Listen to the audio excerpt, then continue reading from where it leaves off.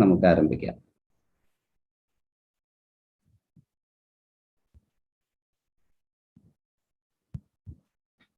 ഏറ്റവും സ്നേഹം നിറഞ്ഞ വൈദിക ശ്രേഷ്ഠരെ, പ്രിയ വിജയവഴിയിലെ സുഹൃത്തുക്കളെ, കുഞ്ഞുങ്ങളെ, നിങ്ങൾക്ക് ഏവർക്കും ക്രിസ്തുയേശുവിന്റെ നാമത്തിൽ സ്നേഹ വന്ദനം.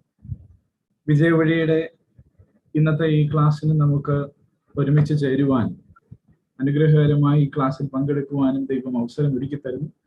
അതിന്റെ എല്ലാ വിധങ്ങൾക്കായി ദൈവത്തെ സ്തുതിക്കുകയും സ്തോത്രം ചെയ്യുകയും ചെയ്യുന്നു. പ്രത്യേകിച്ച് നമ്മുടെ ഇന്നത്തെ പ്രോഗ്രാമുകൾ ആരംഭിക്കുന്നത് പ്രാർത്ഥനയോടുകൂടിയാണല്ലോ. ബഹുമാനപ്പെട്ട ഷാജി തോമസ് സാർ ഇപ്പോൾ പ്രാരംഭ പ്രാർത്ഥനയ്ക്ക് നേതൃത്വം നൽകുന്നതാണ്. ബഹുമാനപ്പെട്ട ഷാജി തോമസ് സാർ. കേൾക്കാം.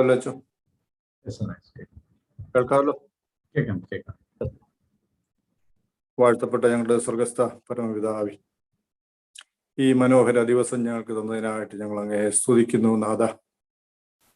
ഞങ്ങൾക്ക് അങ്ങയുടെ കൃപയും കരുണയൊക്കെയും ധാരാളമായി അനുഭവിക്കുവാൻ നൽകിയ അവസരങ്ങളെ ഞങ്ങൾ നന്ദിയോടെ ഓർക്കുന്നു കർത്താവേ.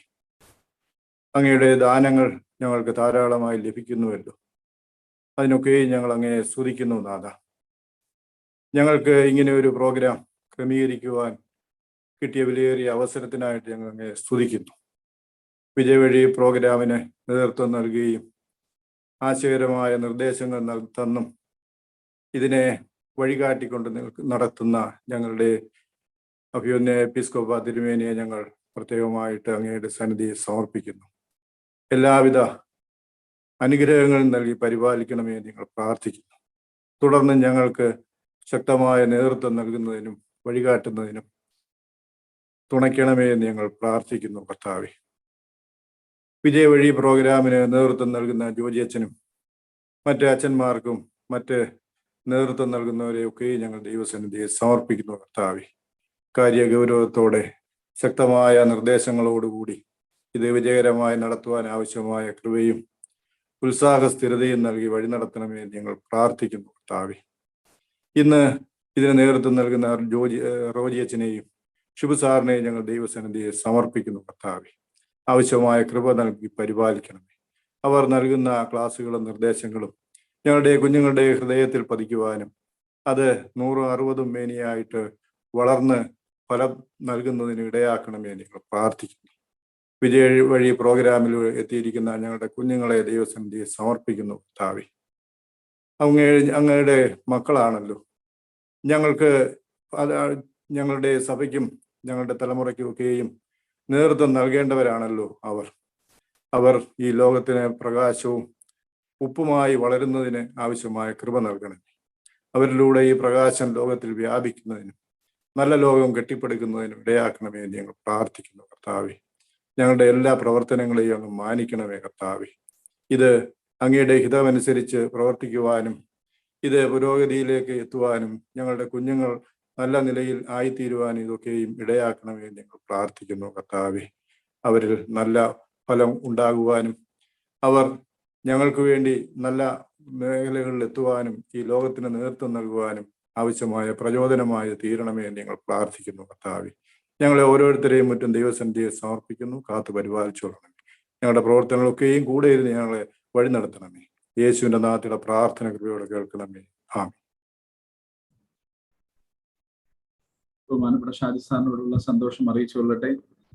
ഇന്ന് നമ്മുടെ സമ്മേളനത്തിൽ, നമ്മുടെ ഈ വിജയവഴിയുടെ മീറ്റിങ്ങിന് സ്വാഗതം ആശംസിക്കുന്നത് ഏനാത്ത് സെന്ററിന്റെ ലീഡറായി പ്രവർത്തിക്കുന്ന ജിതിൻ സജിയാണ്.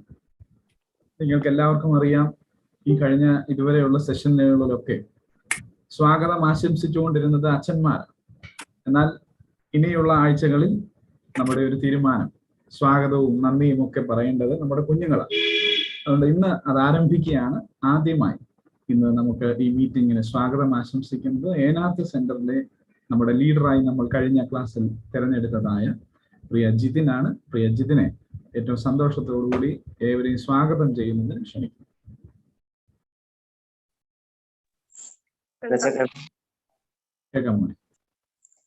ദൈവനാമത്തിന് മഹത്വം ഉണ്ടായിരിക്കട്ടെ.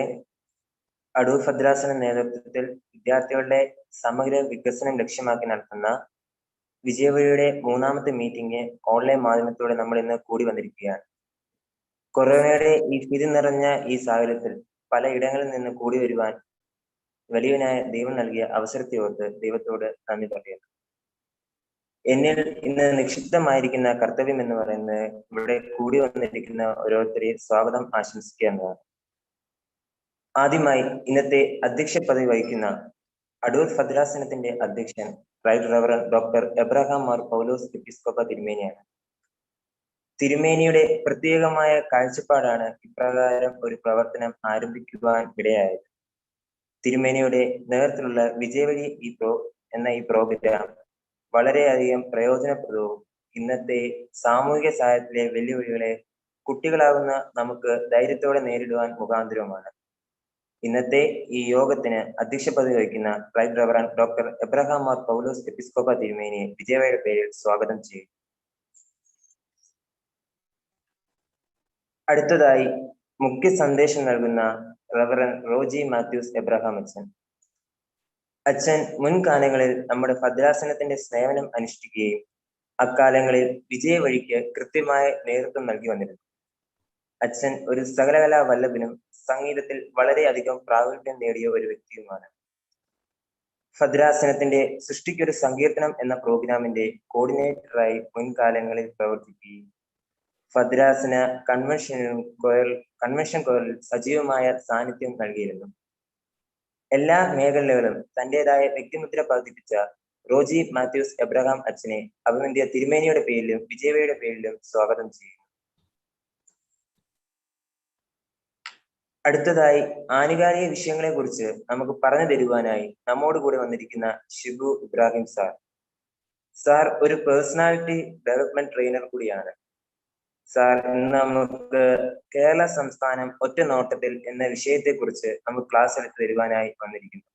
സാറിനെയും ഈ യോഗത്തിലേക്ക് വിജയവയുടെ പേരിൽ സ്വാഗതം ചെയ്യുന്നു. അടുത്ത നമ്മോട് കൂടെ PA അലക്സാണ്ടർ അച്ഛൻ നമ്മളോട് ചേർന്നിട്ടുണ്ട്. അച്ഛനെയും ഈ യോഗത്തിലേക്ക് ഹാർദവമായി സ്വാഗതം ചെയ്യുന്നു. അടുത്തതായി വിജയവഴിയുടെ കോർഡിനേറ്ററായി പ്രവർത്തിക്കുന്ന ജോജി അച്ഛൻ, ടെക്നിക്കൽ അസിസ്റ്റന്റ്മാരായി പ്രവർത്തിക്കുന്ന സുബിൻ അച്ഛൻ, സോജു അച്ഛൻ, ജോൺ അച്ഛൻ, മറ്റ് വൈദിക ശ്രേഷ്ഠരെയും വിജയവയുടെ പേരിൽ ഈ യോഗത്തിലേക്ക് ഹാർദവമായി സ്വാഗതം ചെയ്യുന്നു. അടുത്തതായി നമ്മുടെ വിജയവയുടെ ഊർജം ഇതിൽ പാർട്ടിസിപ്പേറ്റ് ചെയ്യുന്ന നമ്മുടെ ഓരോ കൂട്ടുകാരുമാണ്. എല്ലാ കൂട്ടുകാരെയും ഏവരെയും ഒറ്റ വാക്കിൽ സ്വാഗതം ചെയ്യുന്നു. ആരെയെങ്കിലും വിട്ടുപോയിട്ടുണ്ടെങ്കിൽ എല്ലാവരെയും ഒറ്റ വാക്കിൽ സ്വാഗതം ചെയ്തുകൊണ്ട് നിർത്തുന്നു. നന്ദി. Thank you Jithan. നമ്മുടെ ഇന്നത്തെ ഈ മീറ്റിങ്ങിന് ആവശ്യമായ നേതൃത്വം നൽകുന്നത് ഏറ്റവും സ്നേഹാദരവായ ബഹുമാനപ്പെട്ട റൈറ്റർ ഡോക്ടർ എബ്രഹാം മാർ പൗലോസ് തിരുമേനി ആകുന്നുവല്ലോ. അഭിനന്ദിയ തിരുമേനി ഇന്നത്തെ അധ്യക്ഷ പ്രസംഗത്തിനായി വളരെ സ്നേഹത്തോടെ ക്ഷണിച്ചു. ഈ പ്രോഗ്രാമിന് എല്ലാ ആശംസകളും അർപ്പിക്കുന്നു. ഞാൻ ഈ പ്രോഗ്രാം നിങ്ങളോടുകൂടെ സംബന്ധിക്കുന്നതിനാണ് വന്നു ചേർന്നത്. എല്ലാ പ്രാവശ്യവും അധ്യക്ഷ പ്രസംഗത്തിനൊന്നും പ്രസക്തിയില്ല. കാര്യമാത്ര പ്രസക്തമായ കാര്യങ്ങൾ പറഞ്ഞ് അത് ക്ലാസ് എത്രയും മനോഹരമാക്കുക എന്നുള്ളതാണ്. അപ്പോൾ ഞാൻ ഇവിടെ വന്നിരിക്കുന്ന സ്റ്റുഡൻസിനൊപ്പം ഒരു കേൾവിക്കാരനും പാർട്ടിസിപ്പന്റുമാണ്. എങ്കിലും നിങ്ങൾക്ക് എല്ലാ ആശംസകളും നേരുന്നു. പ്രിയ ജിതിൻ സജി നമ്മളെ എല്ലാവരെയും സ്വാഗതം ചെയ്തു. പ്രിയ ജിതിൻ ബഹുമാനപ്പെട്ട റോജി അച്ഛനെ പറഞ്ഞപ്പോൾ അദ്ദേഹം പറഞ്ഞ ഒരു വാചകം നിങ്ങൾ ശ്രദ്ധിച്ചു കാണും. സകല കലാ വല്ലഭൻ. കഴിഞ്ഞ 5 വർഷത്തിലധികമായി അച്ഛൻ അടൂർ ഭദ്രാസനത്തിൽ വളരെ അനുഗ്രഹകരമായ നേതൃത്വം നൽകി. ഭദ്രാസനത്തിന്റെ വിവിധങ്ങളായ പ്രവർത്തനങ്ങൾ, പ്രത്യേകിച്ച് ഗായക സംഘത്തിന്റെ പ്രവർത്തനങ്ങളിലും മറ്റെല്ലാ കാര്യങ്ങളിലും വളരെ സജീവമായി നേതൃത്വം നൽകുവാൻ അച്ഛന് ഒരു കഴിവും താല്പര്യവും നൽകി. വിജയവഴി പ്രോഗ്രാം ഓൺലൈൻ മാധ്യമങ്ങളിലൂടെ നടത്തുന്നു എന്നുള്ള ഒരു നമ്മുടെ തീരുമാനമെടുത്തപ്പോൾ അതിനാവശ്യമായ നേതൃത്വം ആദ്യ വർഷങ്ങളിൽ വളരെ അനുഗ്രഹകരമായി നൽകിയത് ബഹുമാനപ്പെട്ട റോജി അച്ഛനാണ്.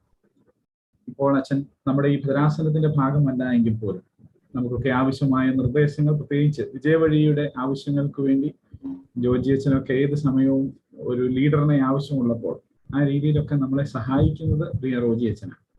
ഇന്ന് നമുക്ക് അനുഗ്രഹകരമായ നേതൃത്വം നൽകുന്നത് ബഹുമാനപ്പെട്ട റോജി അച്ഛനാണ്. കമ്മ്യൂണിക്കേഷൻ സ്കിൽസ് എന്നുള്ള ഒരു വിഭാഗത്തിൽ ആ ഒരു ടോപ്പിക്കിനെ ബേസ് ചെയ്തുകൊണ്ടാണ് അച്ഛൻ ഇന്ന് ക്ലാസ്സുകൾ എടുക്കുന്നത്. ഏറ്റവും സ്നേഹത്തോടുകൂടി ബഹുമാനപ്പെട്ട റോജി അച്ഛനെ ഇന്നത്തെ ക്ലാസ്സുകളുടെ മെയിൻ ടോക്കിന് വേണ്ടി സ്നേഹത്തോടെ ക്ഷണിക്കുന്നു. അഭിമന്യ തിരുമേനി, സ്നേഹമുള്ള അച്ഛന്മാരെ, വാത്സല്യമുള്ള വിജയവഴിയിലെ വിദ്യാർത്ഥി സുഹൃത്തുക്കളെ,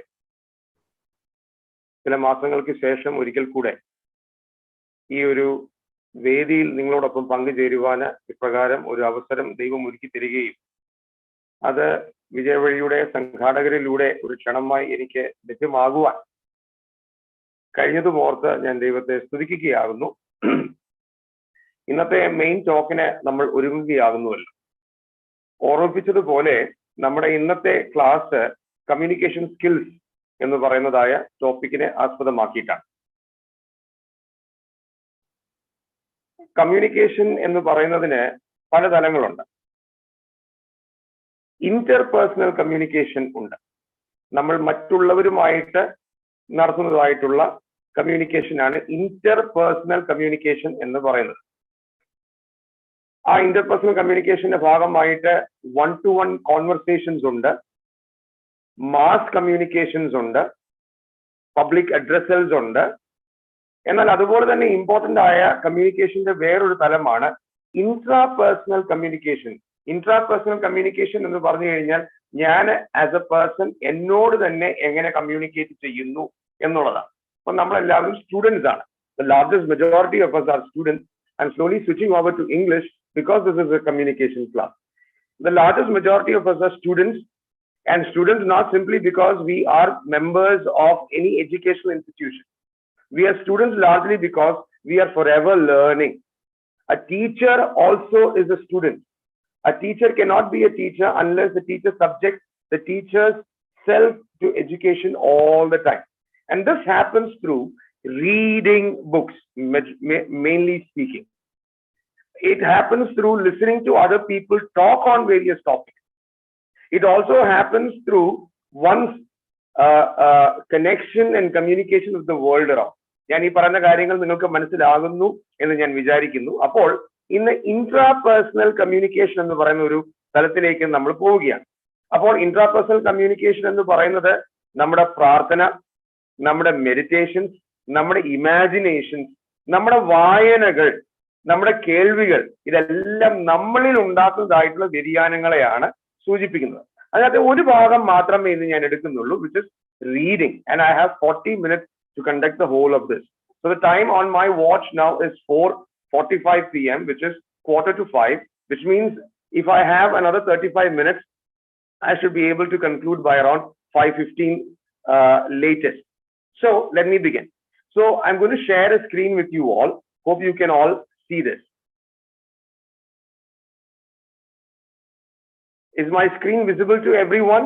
Can any one of the students just raise your hands and tell me that I am visible to everybody? Thank you, Jessica. So here we begin. All right. I have a saying to present to you, and the saying goes like this: Lego itaque respondeo. This is a Latin phrase, and the phrase simply means I read, hence I respond. Lego itaque respondeo means I read, hence I respond.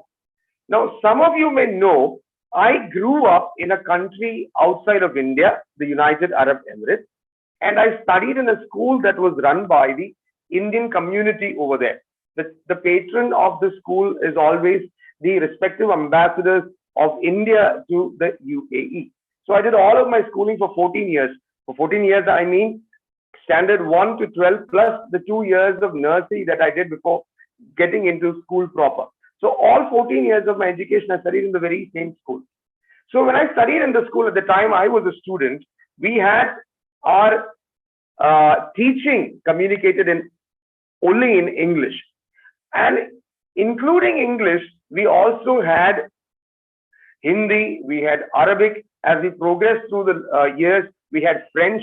So by the time I came out of my school years, I was at least able to read and understand more than 2 languages. And with this, I went to the college where I studied, which is the Madras Christian College. Subin Mamanathan is also an ex-student of Madras Christian College. And when I went to the college there, I had a feeling about myself that I was an inch above everybody else, because I studied in a school that predominantly gave importance to English, and therefore as a student of English in college, I thought I could do better than everybody else. And as a Sunday school student in the Abu Dhabi Marthoma parish, I was very active in drama and theatre, and all our drama presentations were either in Malayalam or in English, and I could comfortably switch between both the languages. And therefore, when I found that Madras Christian College had a theatre society, a drama society of its own, and I was sure I was going to find myself a place there, and I went for the audition. And the auditions was conducted by the late Dr. Professor Rajani. Okay, he was a giant in the theatre spheres of Tamil Nadu in those days, English theatre scene. So he gave me a portion to read, and he asked me to read and enact that portion. I just read 2 lines when he shouted at me and he said, "Stop." He told me, "Get out. You are not fit to be called a student of English. Your English is so bad. Do not come to me unless you improve yourself." And that was a wake-up call for me. And from then on, I started understanding what my problem was. And I found what my problem was. My problem was, I was a very shallow reader. I was a very shallow reader, but a very heavy dreamer. All of us have dreams. And our dreams are going to get us places today or tomorrow. But let me tell you, without the skills that you need, no matter how hard and heavy you dream, our reading being very shallow, we will never reach anywhere. And therefore, I tell you, at the very beginning of our class today, Lego itaque respondeo. Understand this. We can respond only if we read. And therefore, understand, I read, hence I respond. And the changes that I brought in myself is what I have to present to you today. And that is why I call this session, If I Can Do, You Can Too. If I can do, you can too. All right. Now we're going to proceed a little further. I have a poem for you. The name of the poem is The Blind Man and the Elephant. This poem was written by John Godfrey Sachs in 1872. And John Godfrey Sachs was a part of the British East India Company that was ruling India at that point of time in the 19th century, so in the 19th century.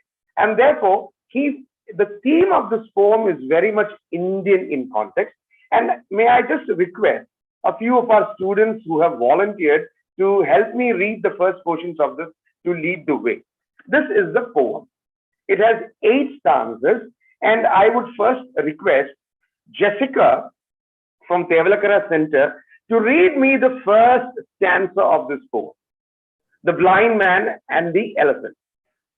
Jessica, if you can hear me, can you unmute yourself and read the first stanza? Yes, Sachin, may I? Please, go ahead. It was 6 men of Hindustan, to learning much inclined, who went to see the elephant, though all of them were blind, that each by observation might satisfy his mind. Thank you, Jessica. Thank you very much. Now, may I please ask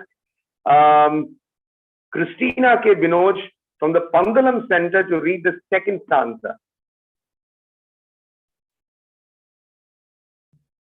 The first approached the elephant and happening to fall against... Molly, can you just begin once again, please? The first approached the elephant and happening to fall against his broad and sturdy side. I once began to bow. The God bless me, but the elephant is very like a wall. Thank you, Christina. Excellent. Thank you, Jessica. Now may I call Jinta Joby from the Patanapuram Center to read stanza number 3. Yes, sir. Can you please on your video too? Yes, sir. Thank you. Please go ahead. The second, feeling of the tusk, cried, "Oh, what have we here? So very round and smooth and sharp. To me, it's might clear. This wonder of an elephant is very like a spear." Thank you. All three of you have done a good job for a start. But now let me just stop the screen share and bring all of us together for a gallery view. Can all of us see each other? At least I can see Tirimeni, I can see Jitin, I can see John P. Chaco Achan, I can see Subin Achan, Jessica, Christina, and Alma, and friend from which center is that? The KK Center. All right, fine. The rest of you, if you're all there, yeah, what I'm going to do now is, you have all heard three of our friends read this poem. Now, this is a very exciting poem because there's a lot of fun in it, there's a lot of comedy in it, and there's a wonderful moral in the story. So I'm going to read this poem in my own way, and let us just evaluate what happened. All right? Can everyone please turn on your videos for the sake of it, please? I'm going on screen share once again.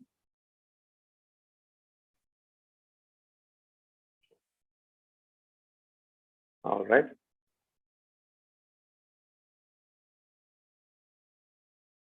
Here we go. The Blind Man and the Elephant by John Godfrey Sachs from 1872. It was 6 men of Hindustan, to learning much inclined, who went to see the elephant, though all of them were blind, that each by observation might satisfy his mind. The first approached the elephant, and happening to fall against his broad and sturdy side, at once began to bawl, "God bless me, but the elephant is very like a wall." The second feeling of the tusk cried, "Oh, what have we here? So very round and smooth and sharp.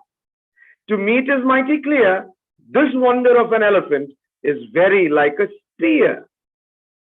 The third approached the animal, and happening to take the squirming trunk within his hands, thus boldly up and spake, "I see," quoth he, "the elephant is very like a snake." The fourth reached out his eager hand, and fell about the knee. "What most this wondrous beast is like is mighty plain," quoth he. "'Tis clear enough the elephant is very like a tree." The fifth, who chanced to touch the ear, said, "Even the blindest man can tell what this resembles most. Denied the fact who can? This marvel of an elephant is very like a fan." The sixth no sooner had begun about the beast to grope, than seizing on the swinging tail that fell within his scope, "I see," quoth he, "the elephant is very like a rope." And so these men of Hindustan disputed loud and long, each in his own opinion exceeding stiff and strong, though each was partly in the right, and all were in the wrong. So often theologic wars, the disputants, I ween, rail on in utter ignorance of what each other mean, and prate about an elephant not one of them has seen. All right, now coming to the point, before we proceed any further, I'd like us to understand what we are going to do with this poem. The first thing that we're going to do with this poem is try and understand, how do I read properly? Books are meant to be read. The newspaper is meant to be read. Any literature, small books, big books, brochures, novelettes, poems, prose, anything is meant to be read. The Bible is meant to be read. But how do I read it properly? The second thing to consider it is, whatever it is that I read, I must understand what exactly it is that I read. What did I read should be the question. The third point to ponder is how to understand what I read. I may read a lot of things. As students, you all read a lot of things, but how do you properly understand, meaningfully grasp what you read? And finally, how to use what I read. These are the 4 things that we are going to talk about in very short time today. So without further ado, as we proceed further, let me just call everybody's attention, if you can see the screen. How do I read? Now, we had 3 people read to us. We had Jessica, we had Christina, and we had Jinta Jose, okay, read to us the first 3 stanzas, and then I repeated those 3 stanzas along with the remaining 6, the 9 stanzas, okay? Can anybody please unmute yourself and tell me, what did you feel from all 4 of us reading the same poem? The ones who read can also introspect or give an opinion of how you read it. Just unmute yourself. Feel free. This is a place where we talk, and we're talking about ourselves. We're not talking about anybody else.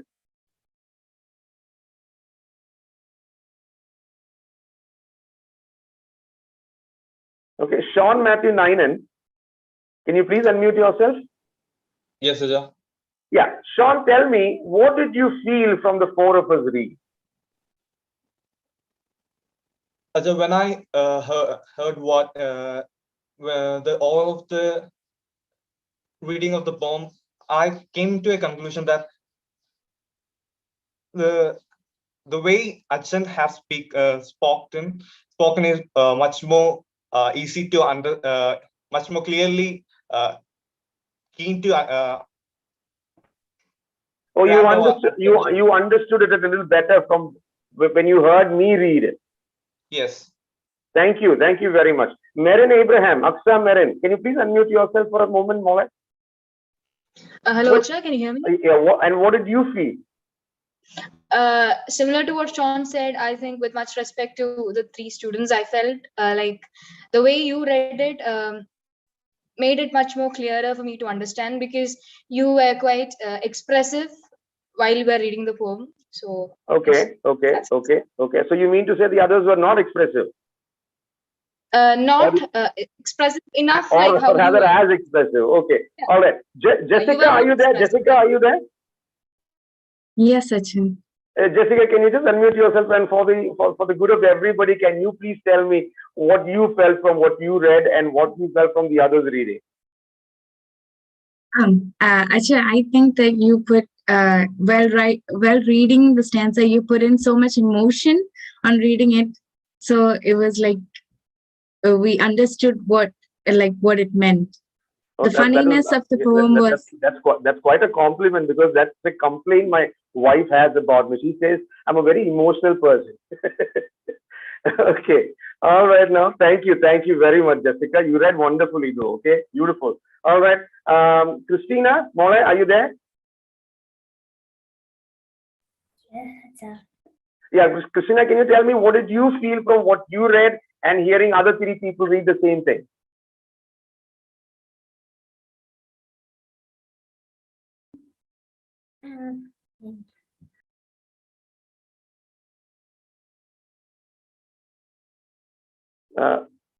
Mola, video on a നമുക്ക് സംസാരിക്കാം, കേൾക്കാം.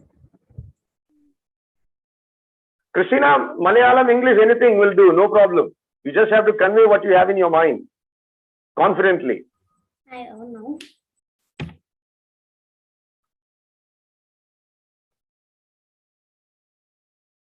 All right. While Christina is still pondering, Jinta Jose. Yes, sir. Yeah, tell me, Jinta. For me, we 3 had read nicely, but Achan's was more understandable. Achan's was more understandable. Okay, what did you feel was the understandable factor in what I read? This is a poem.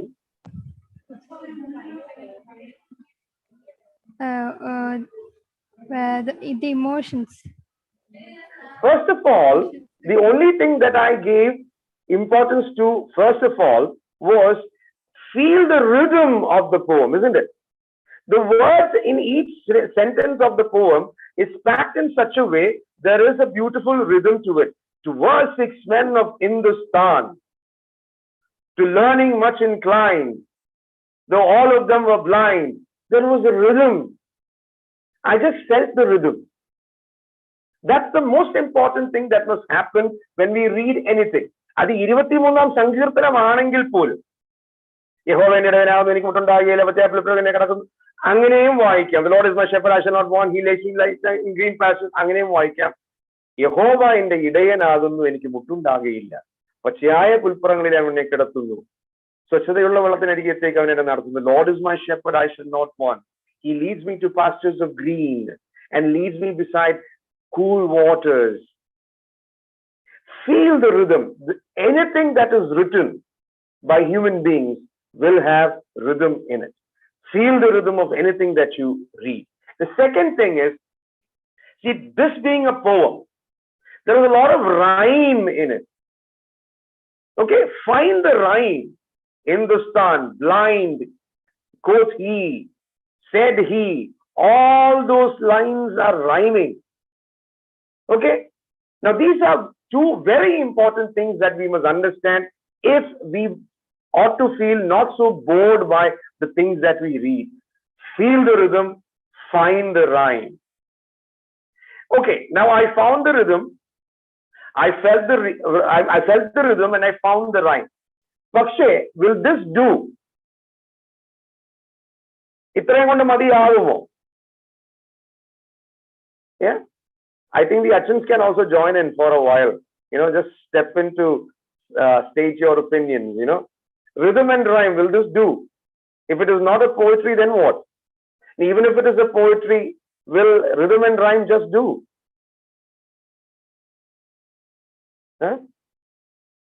എനിക്ക് തോന്നുന്നില്ല. We have to figure out the reason why such a thing was written. Every writing, every sentence written seriously will have a reason. And I'll tell you why. From this particular poem, I'll tell you why. See, John Godfrey Sachs wrote this poem in 1872. But this poem was in India. This fable, the story about the blind man and the elephant was known in India for as long as around 1,500 years. But it just took one man from England to come to India at a time when there were no many books written in English about India to find a fable and write it in English. And he wrote that for a reason. His evaluation of India was contained in the poem. So it is not just a rhythm, it is not just a rhyme. Every writing has a reason about it.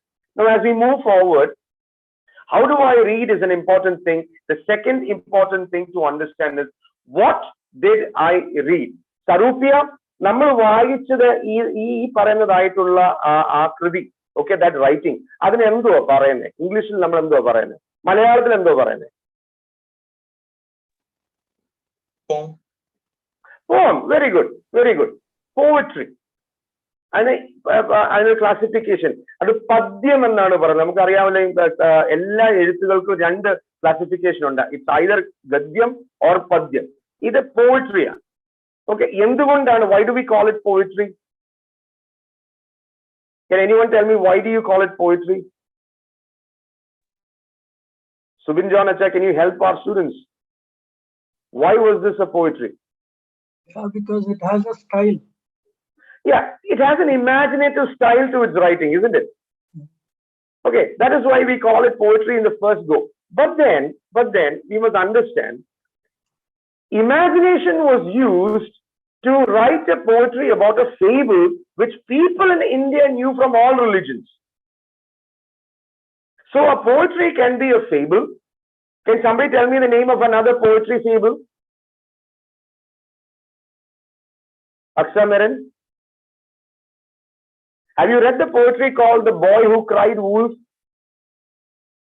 മലയാളത്തിൽ പുലി വരുന്നേ എന്ന് പറയും. It's a fable, but it was written as a beautiful poetry, isn't it? Right. Now, there are poetries that are absolutely fantastical. For example, Samuel Taylor Coleridge, he wrote The Rime of the Ancient Mariner. It is about a ship traveling through the sea without reaching land, and water on the ship gets over. That is the theme. And the only reason this man wrote this poem was to pay his rent the next day morning. Okay, absolute fantasy. William Wordsworth, The Daffodils, absolute fantasy. Okay, but there are certain factual poems also. Casa Bianca, Sharon G. Reggie, Casa Bianca എന്ന് പറയുന്നതായ poem കേട്ടിട്ടുണ്ടോ? Casa Bianca. ഒരു കപ്പൽ കത്തിക്കൊണ്ടിരിക്കുകയാണ്. കപ്പലിന്റെ കപ്പിത്താൻ മോനോട് പറഞ്ഞു അവിടുന്ന് മാറരുത്. പക്ഷെ കപ്പിത്താൻ താഴെ തീക്കകത്ത് പെട്ട് ബോധം കെട്ട് കത്തിക്കൊണ്ടിരിക്കുകയാണ്. അപ്പോൾ മോൻ മേലെ എന്ന് വിളിച്ചു ചോദിക്കുന്നുണ്ട്, father father can I go? പക്ഷെ because the father did not say don't go, he stood there and he burned with the ship. അതിന് എങ്ങനെയാണ്? The boy stood on the burning deck when all but he had fled. The flame that lit the battle's wreck shone around him over the deck.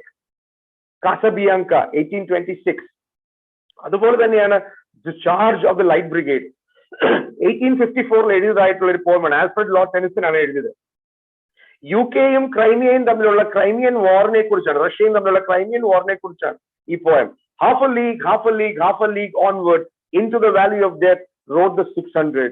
Theirs not to make reply, theirs not to reason why, theirs but to do and die. Into the valley of death rode the 600. Factual poem ആണ്. പക്ഷെ imaginative ആയിട്ട് കവിതയായിട്ട് എഴുതിയപ്പോൾ very powerful. Second classification of writings is called prose. Okay, why do we call writings prose? Because prose mostly look to be factual in nature. They state facts and figures. Like, for example, your history textbook, which is one of the most boring textbooks in the world to read. Your math textbooks, one of the most boring textbooks in the world to read.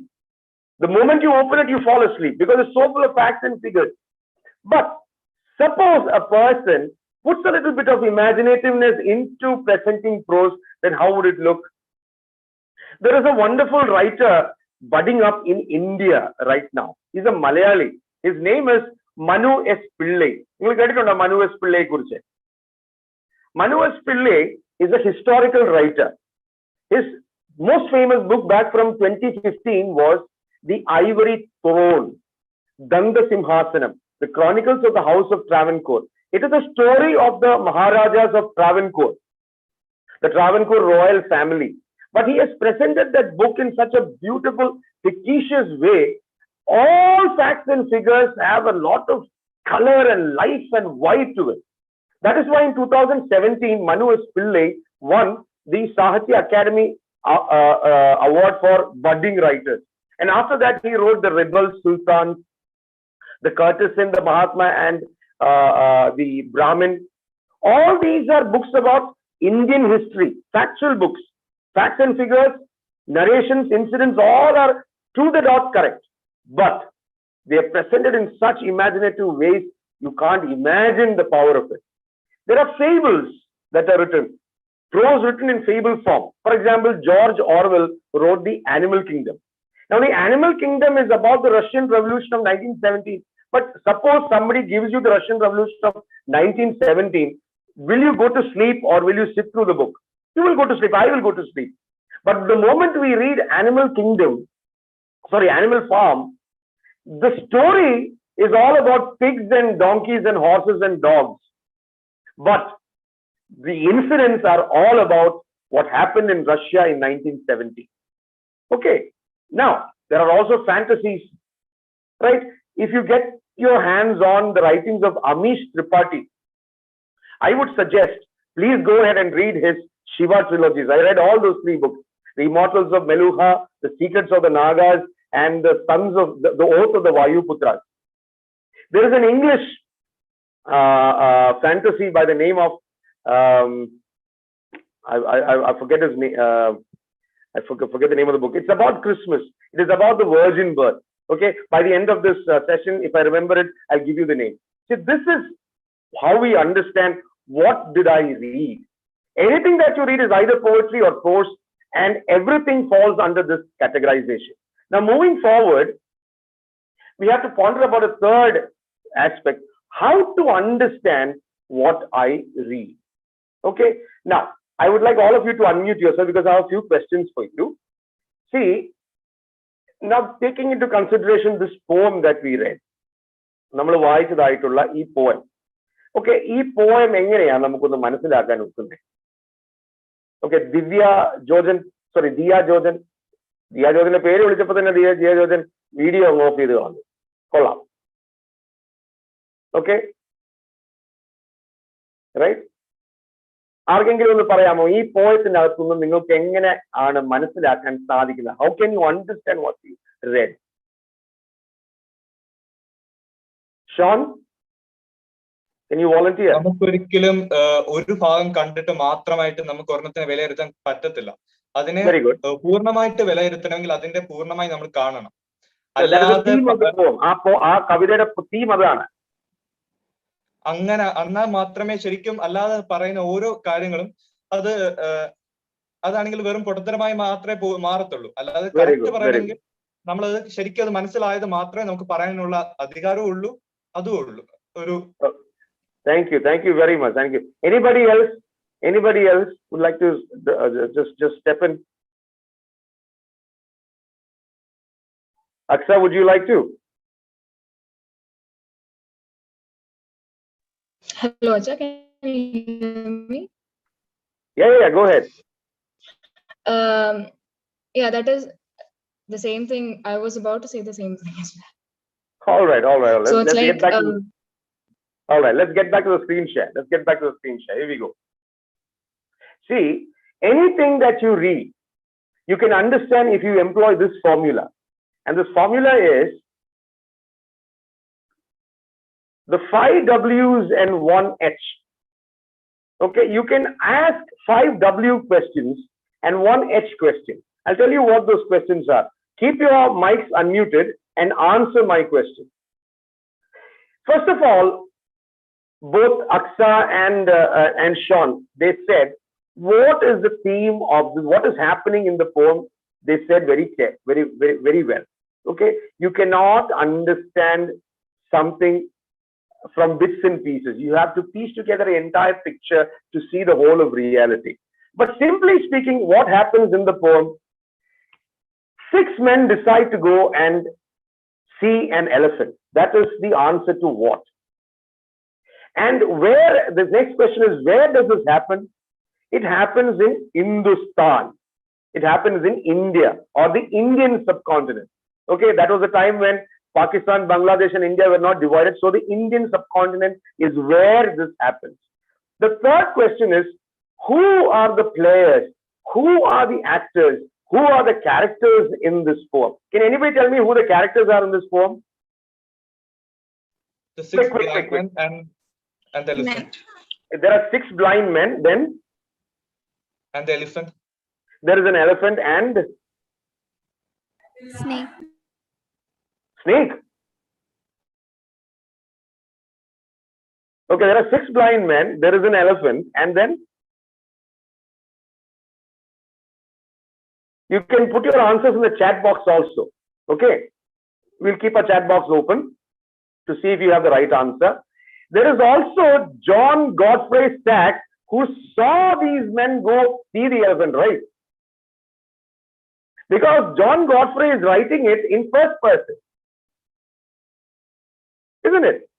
Right? So the next question is, when does this happen? So I told you this happens in Hindustan, and look at the spelling that Sachs uses to spell Hindustan. It is not Hindu, it is Indo, Hindustan. So it is a time when the correct pronunciation or the correct spelling of this country that we know as Hindustan today was not regularized. So it is a time way back in history. So that is when this happens. The next question is, why did the 6 men go and see the elephant? Why did they argue on the way? Why did John Godfrey Sachs write about this argument? Yeah, why? Because he says everyone can talk about anything, but unless you see the whole thing, whatever you say will be foolishness. Okay, that is the moral of the story. All right, and finally there is an H question too. The question is, how did it happen? So when you answer, how did it happen? Okay, you will have to answer, how did John Godfrey Sachs get to know about the story? You will have to ask, how did the 6 men know about the elephant, that they wanted to see the elephant so much? How did the 6 men get to the elephant? How did the 6 men walk back home from the elephant? And what happened? How did they resolve their argument of what the elephant actually is? Whether the elephant is a rope, the elephant is a wall, or a spear, or a snake, or a fan, or whatever. How do they solve the problem? So, anything that you read, anything that you want to study, employ this formula. 5 W's, 1 H. What, where, who, when, why, and how. Read the newspaper. You take an article, you take a news piece. What happened? When did it happen? Who are involved? Where did it happen? Why did it happen? And how are you going to respond to the story? 5 W's, 1 H. Maths. What is the problem? Yeah. Where do you solve this? Where do you get the answer, solution for the problem? Who coined the solution for the problem? When was the solution coined? And why do you need to follow this particular methodology to solve that problem? How do you use that problem, the solution, the equation in your day-to-day life? History, civics, geography, science, physics, biology, chemistry, anything. Employ 5 W's and 1 H. Yeah, it will take you a long way. And finally, how to use what I read. Now, I am going to stop here. You will have to speak. Okay? Right? I have exceeded my time by around 4 minutes. So, I will not take too much long. But if we have to stop, Achins can also help the students.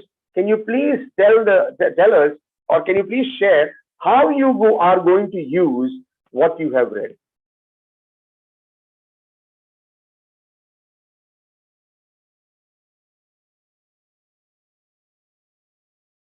Sarupiyekku ഒന്ന് പറയാമോ? നമ്മളൊന്ന് വായിച്ച ഈ poem സരൂപ്യ എങ്ങനെ ഉപയോഗിക്കാൻ പോകുന്നതെന്ന് പറയാമോ? Video of ചെയ്ത് പോയി കളയല്ലേ? I don't know how to answer it, but I will use the same tricks which you have taught me for understanding the different subjects which I want to understand. So that's what I think about it. Thank you very much. And what about the poem? ആ കവിതയിലെ കഥയുണ്ടല്ലോ, കഥ മനസ്സിലായില്ലേ? Yes, Sachin, I understood it. Yeah, and how are you going to use the moral of that story in your life?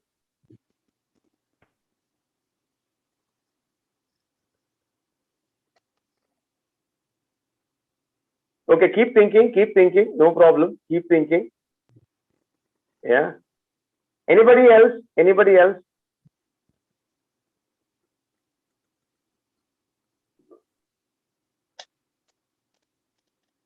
Yeah. So nobody. Okay, let me not waste any more of your time. Okay, so here we go. The question is, ultimately, I read a lot of things, I study a lot of things, and how do I use what I read? Not just study, I'm talking about reading per se. Taking a piece of paper in your hand, taking a book in your hand, taking a novel in your hand, taking a textbook in your hand, taking the Bible in your hand, and reading from it. Not listening to what was read, but you reading it, communicating to yourself what was read. These are some ways in which you can find amazing benefits from the reading of books. First of all, it strengthens your writing skills. Yeah, nobody told me that I can write a sentence exactly like this, but I learned it from other people's way of writing, which I found from reading what they wrote in books. Now, at least some of you had very good focus and you were able to recall what was read from the poem, because reading a poem, however short, how much ever for a short time it was, because your memory was very much in work there. So reading improves your memory and your focus. We have lost a beautiful skill, a tradition that we had in our church, which was memorizing Bible verses. Memorizing Bible verses was a good exercise because it brings grooves to your brain. Grooves in your brain means your muscle memory inside your cranial cavity is improving. It enhances your imagination. When we were children, we didn't have too much TV or Facebook or WhatsApp. We only had books. And books, by books I mean small kuti writings, the Bible. And we used our brain to work images of how things would have happened. Reading increases your vocabulary. Reading expands knowledge, understanding of things. And as I said before, it stimulates the brain. It boosts your mood. When you're so sad, take the Bible, read a verse. Take poetry, read something. Open a book that you like, read a few lines from your favorite writer. It improves your mood. It deepens empathy. See, Gandhiji was called the Christ of the Indian roads. Why? Because he was so captivated by what was written in the Bible about Jesus that he chose a Christian approach to win India's freedom from the English. He was able to advocate untouchability, the eradication of untouchability, because he saw Jesus Christ who reached out and touched even the lepers of those days. Reading helps you relax because it boosts your brain, it stimulates your brain, it improves your mood. Yeah, and it lowers a lot of stress. Can't sleep at night? Open a book and read for some time. You will go to sleep. You're feeling too aggravated? Sit down quietly in a place, open a book and read it.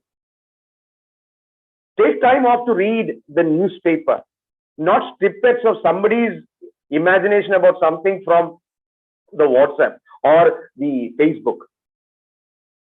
Yeah, it will help you in a lot of other ways. So with these, I conclude what I was intending to reach out to you with. And thank you for your patient listening, and may God bless all of us. Yeah. Joe Jason, over to you. Thank you, Acha.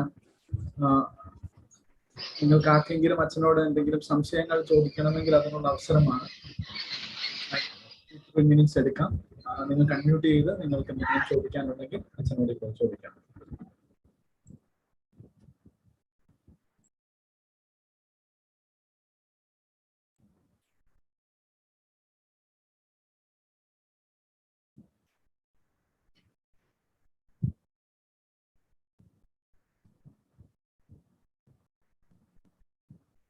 ആരെങ്കിലും ഉണ്ടോ?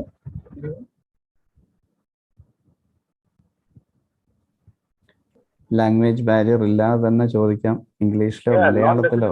Not necessarily in English alone. മലയാളത്തിലും ചോദിക്കാം. എനിക്ക് അറിയാവുന്നത് ഞാൻ പറയത്തുള്ളൂ. whatever.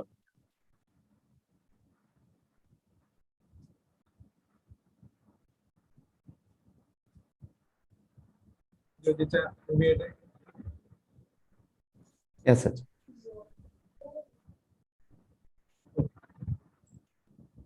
ബഹുമാനപ്പെട്ട റോജിയസിനെ ഇതിനു മുമ്പ് അച്ഛന്റെ സംസാരങ്ങൾ കേട്ടിട്ടുള്ളവർക്കെല്ലാം അറിയാം. അച്ഛന്റെ സൗണ്ട് ഇങ്ങനെയല്ല എന്ന് നമുക്ക് എല്ലാവർക്കും അറിയാം. അതിന്റെ ഒരു കാരണം ഞാനിങ്ങനെ ജോജിയച്ചനോട് ചോദിച്ചപ്പോഴാണ് ജോജിയച്ചൻ പറഞ്ഞത്, കഴിഞ്ഞ ഒരാഴ്ചക്ക് മുമ്പ് അച്ഛൻ കോവിഡിന്റെ ഒമിക്രോൺ ബാധിച്ച് വളരെയധികം പ്രയാസത്തിലായിരുന്നു. അതുകൊണ്ടാണ് അച്ഛന്റെ ശബ്ദം എപ്പോഴും ഇടറി നിൽക്കുന്നത്. എന്നാൽ പോലും ഇത്രയും സമയം, ഏകദേശം ഒരു 45-50 മിനിറ്റ്സോളം ഞങ്ങളോട് വളരെ സജീവമായി സംസാരിക്കുവാൻ അച്ഛൻ കാണിച്ച ഒരു മനസ്സ് താല്പര്യം ബഹുമാനപ്പെട്ട അച്ഛനോടുള്ള വളരെ സന്തോഷം അറിയിക്കും. ഔദ്യോഗികമായി നന്ദി അവസാനം പറയുന്നതുകൊണ്ട്. അടുത്തതായി ഇന്ന് നമുക്ക് ക്ലാസ് എടുക്കുന്നത് ഷിബു ഇബ്രാഹിം സാറാണ്. ജിതിൻ സാറിനെ പറ്റി നിങ്ങളോട് ചെറിയ വാക്കുകളിലൂടെ പറഞ്ഞുവെങ്കിലും അദ്ദേഹത്തിനെ കുറച്ചുകൂടി ഒന്ന് നിങ്ങൾക്ക് വേണ്ടി ഒന്ന് പരിചയപ്പെടുത്തേണ്ടത് ആവശ്യമാണല്ലോ. ഷിബു ഇബ്രാഹിം സാർ നമ്മുടെ തിരുവനന്തപുരം സെക്രട്ടേറിയറ്റിൽ ഹയർ സെക്കൻഡറിയുടെ എഡ്യൂക്കേഷൻ സെക്ഷനിൽ ജോലി ചെയ്യുന്ന ഒരു സർക്കാർ ഉദ്യോഗസ്ഥനാണ്. ഒരു കരിയർ കൺസൾട്ടന്റായി വളരെ സജീവമായി ഈ നാളുകളിൽ പ്രവർത്തിക്കുന്ന ഒരു വ്യക്തിയാണ്.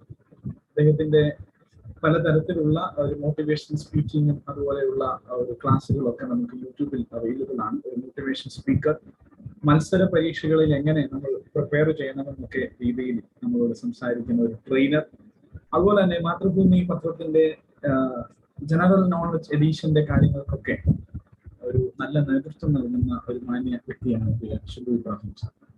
പ്രിയ ഷിബു സാർ ഇന്ന് നമ്മളോടൊപ്പം പങ്കെടുക്കുന്നു. ഔദ്യോഗികമായി സ്വാഗതം ചെയ്തുവെങ്കിൽ ഞങ്ങളുടെ ഈ സെഷനിലേക്ക് ഒരിക്കൽ കൂടി ഞങ്ങൾ സ്വാഗതം ചെയ്യുകയും ഇന്നത്തെ ജനറൽ നോളജിന്റെ ആ സെഷൻ കൈകാര്യം ചെയ്യുന്നതിനായി പ്രിയ സാറിനെ ക്ഷണിക്കുക. സാർ കേൾക്കാമോ? കേൾക്കുന്നുണ്ടല്ലോ. കേൾക്കാം. കണ്ടിന്യൂ. അഭിനന്ദരായ വൈദിക ശ്രേഷ്ഠരെ, എൻ്റെ മനസ്സാകുന്ന മാണിക്യക്കൊട്ടാരത്തിന്റെ മണിച്ചിപ്പൽ മണിബുത്ത് പോലെ കരുതുന്ന പ്രിയപ്പെട്ട രാജകുമാരന്മാരും രാജകുമാരിമാരുമായ കുട്ടികളെ, വളരെ മനോഹരമായ ഒരു സായാഹ്നം, അർത്ഥവത്തായ ഒരു കൂട്ടായ്മ, അതിലുപരി നല്ല ഒരു പേരും വിജയവഴി. ഒരുപാടൊന്നും സംസാരിക്കാനുള്ള വിഷയമില്ല, സമയമില്ല. എനിക്ക് 15 മിനിറ്റാണ് സമയം അനുവദിച്ചു തന്നിരിക്കുന്നത്. തന്നിരിക്കുന്ന വിഷയം എന്ന് പറയുന്നത് ഫാക്ട്സ് അബൌട്ട് കേരള, നമ്മുടെ സ്വന്തം കേരളം. പറഞ്ഞാലും മതിവരാത്ത തീരാത്ത വിഷയങ്ങളുള്ള കേരളത്തെ സംബന്ധിച്ച് എനിക്കും നിങ്ങൾക്കും അറിയാവുന്നതുപോലെ നമ്മുടെ God's own country, land of beauty with long beaches, rivers with charming mountains. പറയേണ്ട കാര്യങ്ങളില്ല. 15 മിനിറ്റ് കൊണ്ടോ 15 മണിക്കൂർ കൊണ്ടോ 15 ദിവസം കൊണ്ടോ നമുക്ക് കേരളത്തെ നിർവചിച്ച് തീരാൻ കഴിയില്ല. പൊതുവിജ്ഞാനത്തെ സംബന്ധിച്ച് പറയുമ്പോൾ ഇന്ന് ലോകത്തിന്റെ സമസ്ത മേഖലകളിലും സമസ്യയുടെ കാലഘട്ടമാണ്. ഏത് മേഖലയിലേക്ക് തിരിഞ്ഞാലും പൊതുവിജ്ഞാനമില്ലാത്ത മേഖലകളില്ല. ഇന്ന് മൊബൈൽ ഫോൺ എടുത്താലും അതുപോലെ തന്നെ ടെലിവിഷൻ ചാനലുകൾ എടുത്താലും എല്ലാം പൊതുവിജ്ഞാനത്തിന്റെ അലിവലികളാണ് നമ്മൾ കേട്ടുകൊണ്ടും കണ്ടുകൊണ്ടിരിക്കുന്നത്. പക്ഷേ നമ്മുടെ ഇന്നത്തെ തലമുറയ്ക്ക് എന്തോ നഷ്ടമാകുന്ന ഒരു പ്രധാനപ്പെട്ട മേഖലയും പൊതുവിജ്ഞാനം തന്നെയാണ് എന്ന് എനിക്ക് പലപ്പോഴും തോന്നിപ്പോകാറുണ്ട്. കാരണം നമ്മുടെ കുട്ടികൾക്കോ നമ്മുടെ രക്ഷിതാക്കൾക്കോ ഇതിനെക്കുറിച്ച് വലിയ ധാരണയില്ലാതെ പോകുന്നു എന്നുള്ളതാണ് എനിക്ക് പറയുവാനുള്ളത്.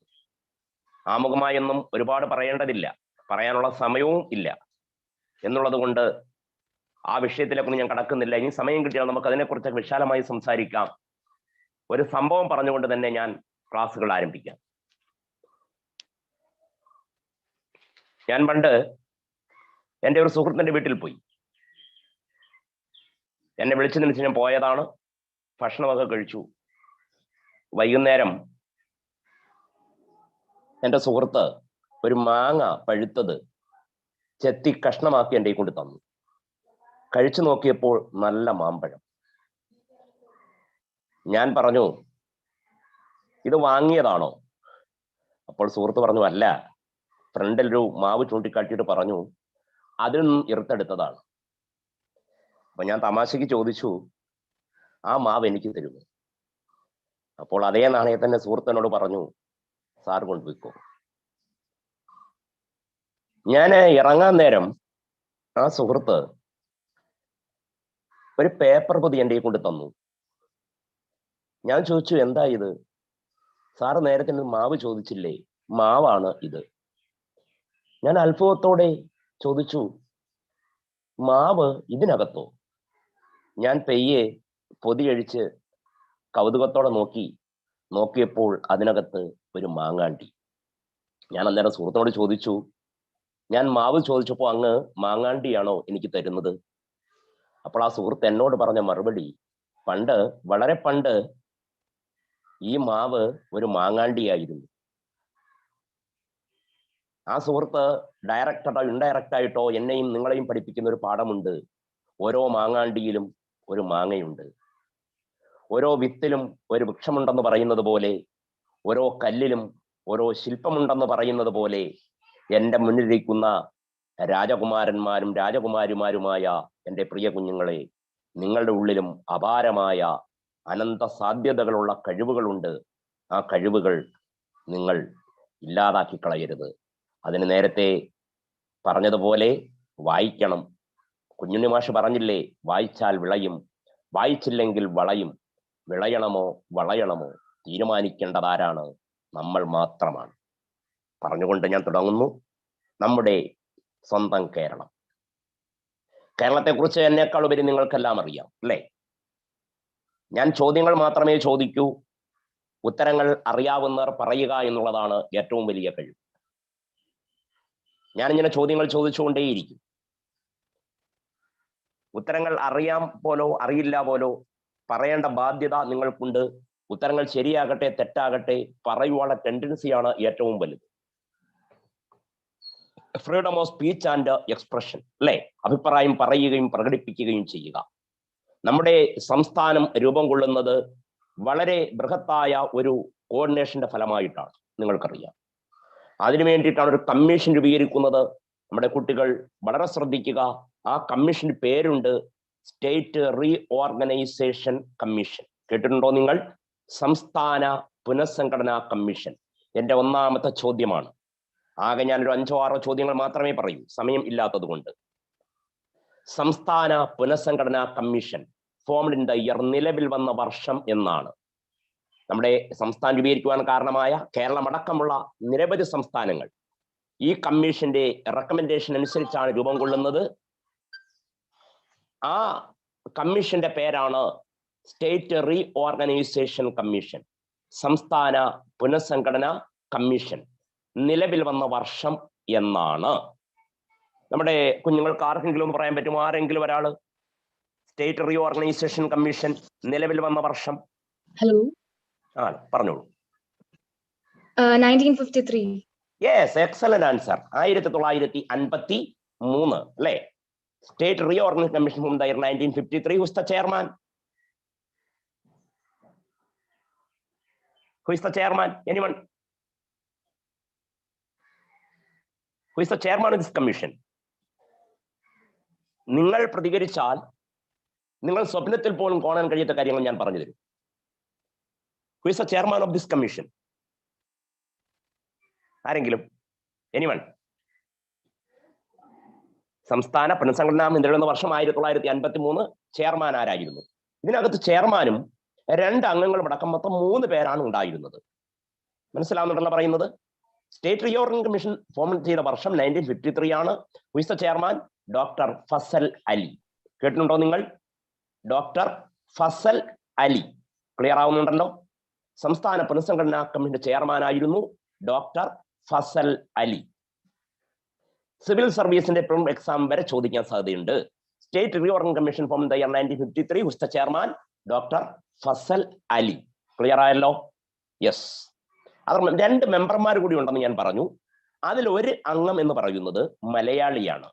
Who is the Malayali member of this commission? ഈ കമ്മീഷൻ അംഗമായ മലയാളി ആരായിരുന്നു? പറയാമോ ആർക്കെങ്കിലും? ഞാൻ പറയും. സർദാർ KM പണിക്കർ, കാവാലം മാധവ പണിക്കർ അല്ലേ? സർദാർ KM പണിക്കർ. ഇപ്പൊ 2 പേരെ പേര് മനസ്സിലായല്ലോ. ചെയർമാൻ ആരായിരുന്നു? ഡോക്ടർ ഫസൽ അലി. ഒരംഗം ആരാണ്? Malayali KM Panicker. Other member ആരാണ്? പറഞ്ഞോളൂ. മറ്റൊരംഗമുണ്ടല്ലോ, പറഞ്ഞോളൂ. ഇപ്പൊ ഒരു മോനോമോൾ ആരാണ് പറഞ്ഞിരുന്നല്ലോ, പറഞ്ഞോളൂ. ആരാണ്? Yes, HN Kunzru. ഹൃദയനാഥ് കുസ്രു അല്ലെ? ഹൃദയനാഥ് കുസ്രു എന്ന് പറയും. HN Kunzru belongs to Andhra Pradesh. ആന്ധ്രാപ്രദേശുകാരനായിരുന്നു പുള്ളി കേട്ടോ. 3 പേരെ മനസ്സിലായല്ലോ. State reorganisation commission form the year 1953. Who is the chairman? Doctor Fazal Ali അല്ലെ? അംഗമായ മലയാളി ആരാണ്? സർദാർ KM പണിക്കർ അല്ലെ? അതർ മെമ്പർ ആരാണ്? HN കുസ്രു, ഹൃദയനാഥ് കുസ്രു. പറയുന്നത് മനസ്സിലാവുന്നുണ്ടല്ലോ? അങ്ങനെ ഈ കമ്മീഷന്റെ റെക്കമെൻഡേഷൻ അനുസരിച്ച് ഇന്ത്യയിൽ സംസ്ഥാന രൂപം കൊള്ളുവാൻ തീരുമാനമെടുക്കുന്നു 1956. ഞാൻ പറഞ്ഞു വരുന്ന വിഷയം മനസ്സിലായി കാണുമെന്ന് തോന്നുന്നു. അങ്ങനെയാണ് 56 കേരളമടക്കമുള്ള 14 സംസ്ഥാനങ്ങൾ നിലവിൽ വരുന്നത്. അപ്പോ 1956 ഇന്ത്യയിൽ ആകെ എത്ര സംസ്ഥാനങ്ങൾ ഉണ്ടായിരുന്നു? 14 സംസ്ഥാനങ്ങൾ ഉണ്ടായിരുന്നു. മനസ്സിലായല്ലോ? അതിലൊരു സംസ്ഥാനമാണ് നമ്മുടെ കേരളം, അല്ലെ? കേരള പിറവി എന്ന് പറയും. 1956 നവംബർ 1. ഓർമ്മയുണ്ടല്ലോ? എന്റെ ചോദ്യം ഇതാണ്, 1956 നവംബർ 1 ഏത് ദിവസമായിരുന്നു? ആർക്കെങ്കിലും പറയാൻ പറ്റുമോ? ഞാൻ നിങ്ങളും എല്ലാ കേരളപ്പിറവി ആഘോഷിക്കാറുണ്ട്, അല്ലെ? നമ്മുടെ പെൺകുട്ടികളൊക്കെ എന്താണ് സെറ്റ് സാരിയൊക്കെ എടുത്ത് അണിഞ്ഞൊരുങ്ങി പോകാറുണ്ട് കോളേജിലും സ്കൂളിലും ഒക്കെ, അല്ലെ? നവംബർ 1 ഏത് ദിവസമായിരുന്നു? ആരെങ്കിലും പറയൂ? എനിവൺ? ആർക്കും അഭിപ്രായമൊന്നുമില്ലേ? 56 നവംബർ 1 ഏത് ദിവസമായിരുന്നു? പറഞ്ഞോളൂ. യെസ്, ഉത്തരങ്ങൾ ശരിയാകട്ടെ തെറ്റാകട്ടെ നിങ്ങൾ പറഞ്ഞോളൂ. യെസ്,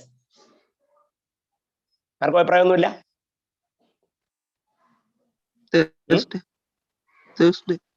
യെസ്, തേഴ്സ്ഡേ, വ്യാഴാഴ്ച.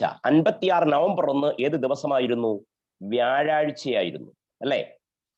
1956 നവംബർ 1 എന്ന് പറയുന്നത് വ്യാഴാഴ്ചയാണ്. ഇനി മേലാൽ മറക്കരുത്. ഇനി ഒരു 100 വർഷം കഴിഞ്ഞാലും 56 നവംബർ 1 ഏത് ദിവസം തന്നെയാണ്? വ്യാഴാഴ്ച തന്നെയാണ്.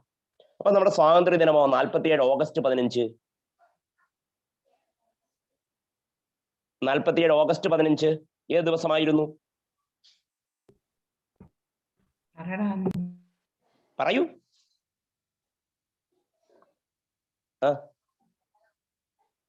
47 ഓഗസ്റ്റ് 15 ഏത് ദിവസമായിരുന്നു? ബുധൻ. അല്ല, തെറ്റിപ്പോയനെ. യെസ്, ഫ്രൈഡേ ആയിരുന്നു, വെള്ളിയാഴ്ച. ഒരെണ്ണോടെ ഞാൻ പറഞ്ഞോട്ടെ. ഇന്നൊരു പ്രത്യേകത ഉണ്ടല്ലോ, ജനുവരി 30. എന്താ പ്രത്യേകത? രക്തസാക്ഷി ദിനം. ആരെ മരിച്ചത്? ഗാന്ധിജി, മഹാത്മാഗാന്ധി, അല്ലേ? ആ പറയുന്ന ആള് പിന്നെ പോകരുത്. ഈ ഗാന്ധി ജനിച്ചതെന്നാ മനെ?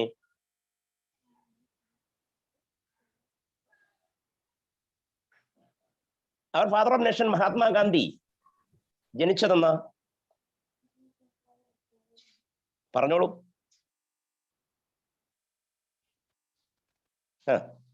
ഒക്ടോബർ 2. ഒക്ടോബർ 2. ഓക്കെ. ഇയർ, വർഷം? 1869. 1869, അല്ലേ? ബോണറ്റ് എവിടെയാണ് ജനിച്ചത്? പോർബന്ദർ. പോർബന്ദറിൻ which state? Gujarat. Gujarat. Okay, അങ്ങനെ പറഞ്ഞു വരൂ. നമ്മുടെ മഹാത്മാഗാന്ധിയുടെ വീട്ടുപേരെന്താണെന്ന് അറിയാമോ? നമ്മുടെ രാഷ്ട്രപിതാവിന്റെ വീട്ടുപേരെന്താണെന്ന് അറിയുമോ? നിങ്ങൾ പറഞ്ഞു, അറിയാൻ പറ്റുമോ? നമുക്ക് നമ്മുടെ വീട്ടുപേരും അറിയില്ല, പിന്നെ രാഷ്ട്രപിതാവിന്റെ വീട്ടുപേര് അറിയുക, അല്ലേ? പറഞ്ഞോളൂ. നമ്മൾ ചോദ്യങ്ങൾ ചോദിക്കുക, എങ്കിൽ മാത്രമേ ഉത്തരങ്ങൾ കിട്ടുകയുള്ളൂ, അല്ലേ? പറഞ്ഞോളൂ. നമ്മുടെ രാഷ്ട്രപിതാവിന്റെ വീട്ടുപേർ അറിഞ്ഞില്ലെങ്കിൽ നാണക്കേടല്ലേ? ഒരുപാട് രാഷ്ട്രീയ നേതാക്കന്മാരൊക്കെ നമ്മുടെ രാഷ്ട്രപിതാവിനെ കുറിച്ച് കോരം സംസാരിക്കാറുണ്ട്. നിങ്ങൾ അവരോട് ചോദിക്കണം, നമ്മുടെ രാഷ്ട്രപിതാവിന്റെ വീട്ടുപേരെന്താ? ഓർത്തു വെച്ചോളുക, കീർത്തി മന്ദിർ എന്നാണ് രാഷ്ട്രപിതാവിന്റെ വീട്ടുപേര്. കീർത്തി മന്ദിർ, മനസ്സിലാവുന്നുണ്ടല്ലോ? രാഷ്ട്രപിതാവിന്റെ വീട്ടുപേരാണ് കീർത്തി മന്ദിർ. മനസ്സിലായല്ലോ? ഞാൻ ഒരു ദിവസം കൂടി പറയാൻ വേണ്ടി വന്നതാണ്. മഹാത്മാഗാന്ധി വെടിയേറ്റ് മരിച്ചത് 1948 ജനുവരി മാസം 30-ാം തീയതിയാണ്, അല്ലെ? ആ ജനുവരി 30 ഏത് ദിവസമായിരുന്നു? 1948 ജനുവരി 30. ഇന്ന് ജനുവരി 30 ഇന്ന് ഞായറാഴ്ചയാണ്, ഇന്നത്തെ കാര്യമല്ല പറഞ്ഞത്. 1948 ജനുവരി 30 ഏത് ദിവസമായിരുന്നു?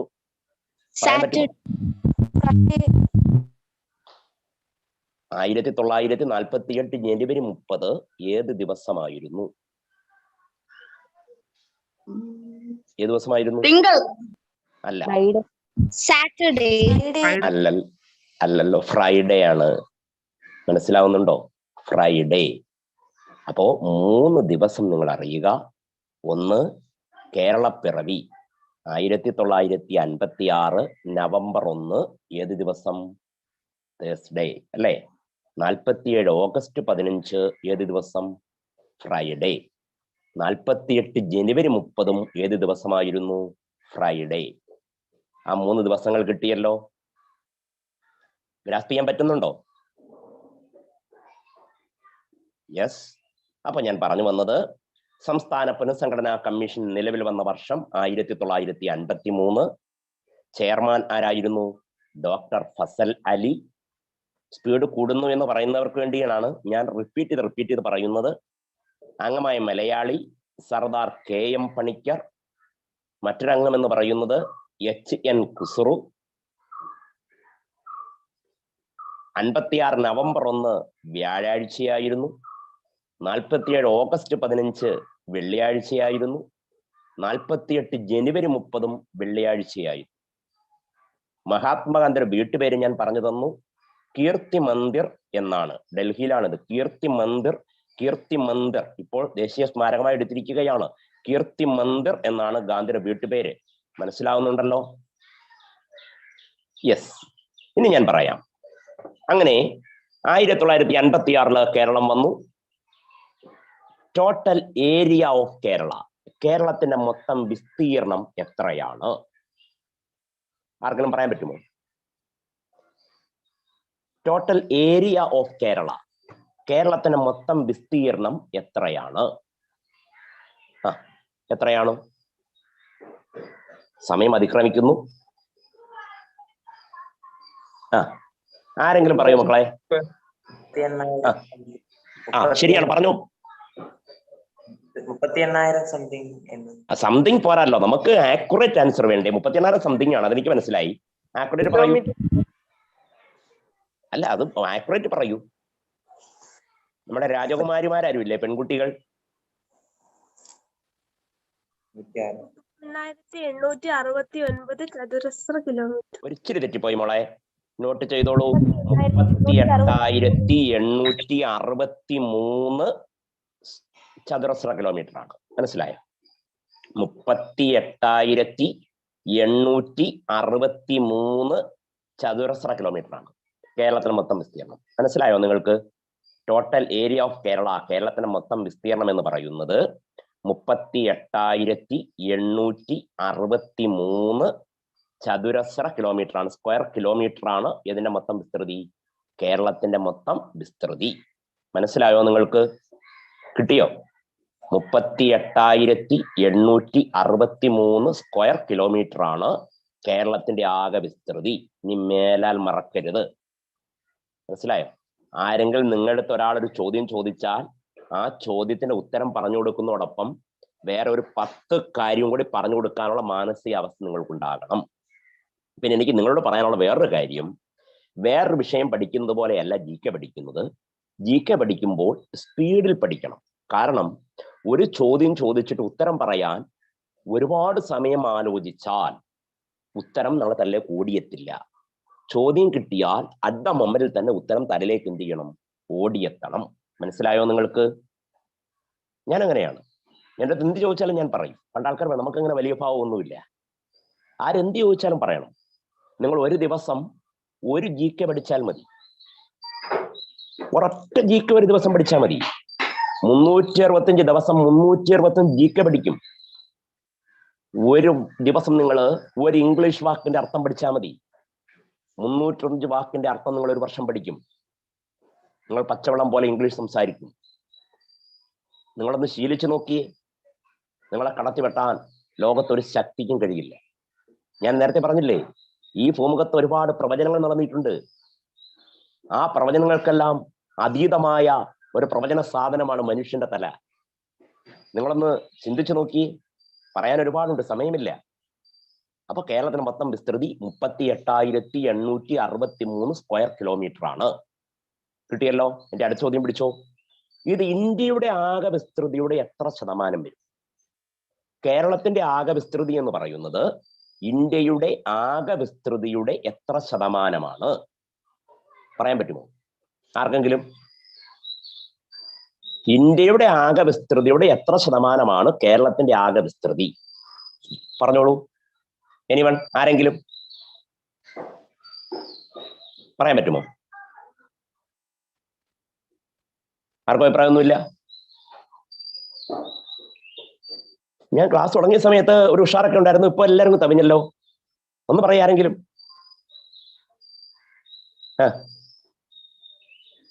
എന്നാ നോട്ട് ചെയ്തോളൂ. 1.18%. മനസ്സിലായോ നിങ്ങൾക്ക്? ഇന്ത്യയുടെ ആകെ വിസ്തൃതിയുടെ 1.18% കേരളത്തിന്റെ ആകെ വിസ്തൃതി. മനസ്സിലായോ? ഇന്ത്യയുടെ ആകെ വിസ്തൃതിയുടെ എത്ര ശതമാനമാണ് കേരളത്തിന്റെ ആകെ വിസ്തൃതി? 1.18%. മനസ്സിലായോ നിങ്ങൾക്ക്? മനസ്സിലായി. ഓക്കെ. അപ്പൊ ഞാൻ പറഞ്ഞു വന്നത്, കേരളത്തിന് മൊത്തം വിസ്തൃതി 38,863 സ്ക്വയർ കിലോമീറ്റർ ആണ്. ഇത് ഇന്ത്യയുടെ ആകെ വിസ്തൃതിയുടെ 1.18%. മനസ്സിലായല്ലോ? ഒരു 1-2 കാര്യം കൂടി നിങ്ങൾക്കറിയാം. ഇനി കേരളത്തിൽ ഇപ്പോൾ ആകെ എത്ര താലൂക്കുകളുണ്ട്? അടിസ്ഥാനപരമായ വസ്തുതകളാണ്. കേരളത്തിൽ ആകെ എത്ര താലൂക്കുകളാണുള്ളത്? 77 താലൂക്കുകളാണുള്ളത്. മനസ്സിലായോ? കേരളത്തിൽ ആകെ താലൂക്കുകളുടെ എണ്ണം എത്രയാണ്? 77 എണ്ണമാണ്. ഇനി മേല മറക്കരുത്. കേരളത്തിലെ ആകെ താലൂക്കുകളുടെ എണ്ണം എത്രയാണ്? 77 എണ്ണമാണ്. കേരളത്തിലാകെ ഗ്രാമപഞ്ചായത്തുകൾ, നമ്മൾ പഞ്ചായത്ത് ഓഫീസ് എന്ന് കേട്ടില്ലേ? ഗ്രാമപഞ്ചായത്തുകളുടെ എണ്ണം 941 എണ്ണമാണ്. കേരളത്തിൽ ആകെ ഗ്രാമപഞ്ചായത്തുകളുടെ എണ്ണം 941 എണ്ണമാണ്. മനസ്സിലായോ? 2 കാര്യം. ഗ്രാമപഞ്ചായത്തുകളുടെ എണ്ണം 941, താലൂക്കുകളുടെ എണ്ണം 77. മനസ്സിലായോ? ആരെങ്കിലും ഒരാളൊന്ന് ഓഡിയോ ഒന്ന് ഓണാക്കാമോ? ആരെങ്കിലും ഒരാള്? ഞാൻ 1-2 ചോദ്യം ചോദിച്ചോട്ടെ.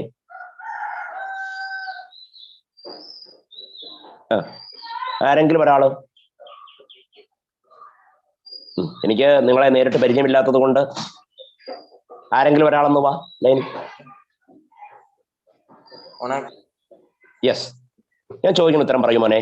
ഈ സ്റ്റേറ്റ് റീഓർഗനൈസേഷൻ കമ്മീഷൻ നിലവിലുള്ള വർഷം എന്നാണ്? സംസ്ഥാന പുനഃസംഘടനാ കമ്മീഷൻ.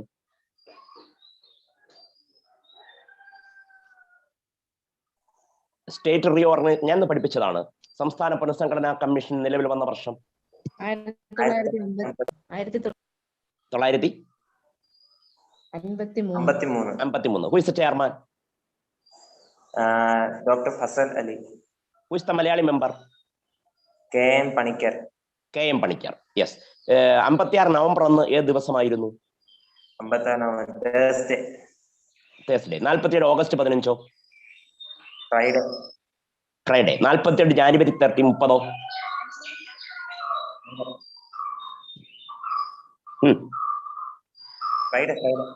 ഫ്രൈഡേ. യെസ്. മഹാത്മന്റെ വീട്ടുപേരെന്താണ്? കീർത്തി മന്ദിർ. യെസ്, കീർത്തി മന്ദിർ. കേരളത്തിൽ മൊത്തം വിസ്തൃതി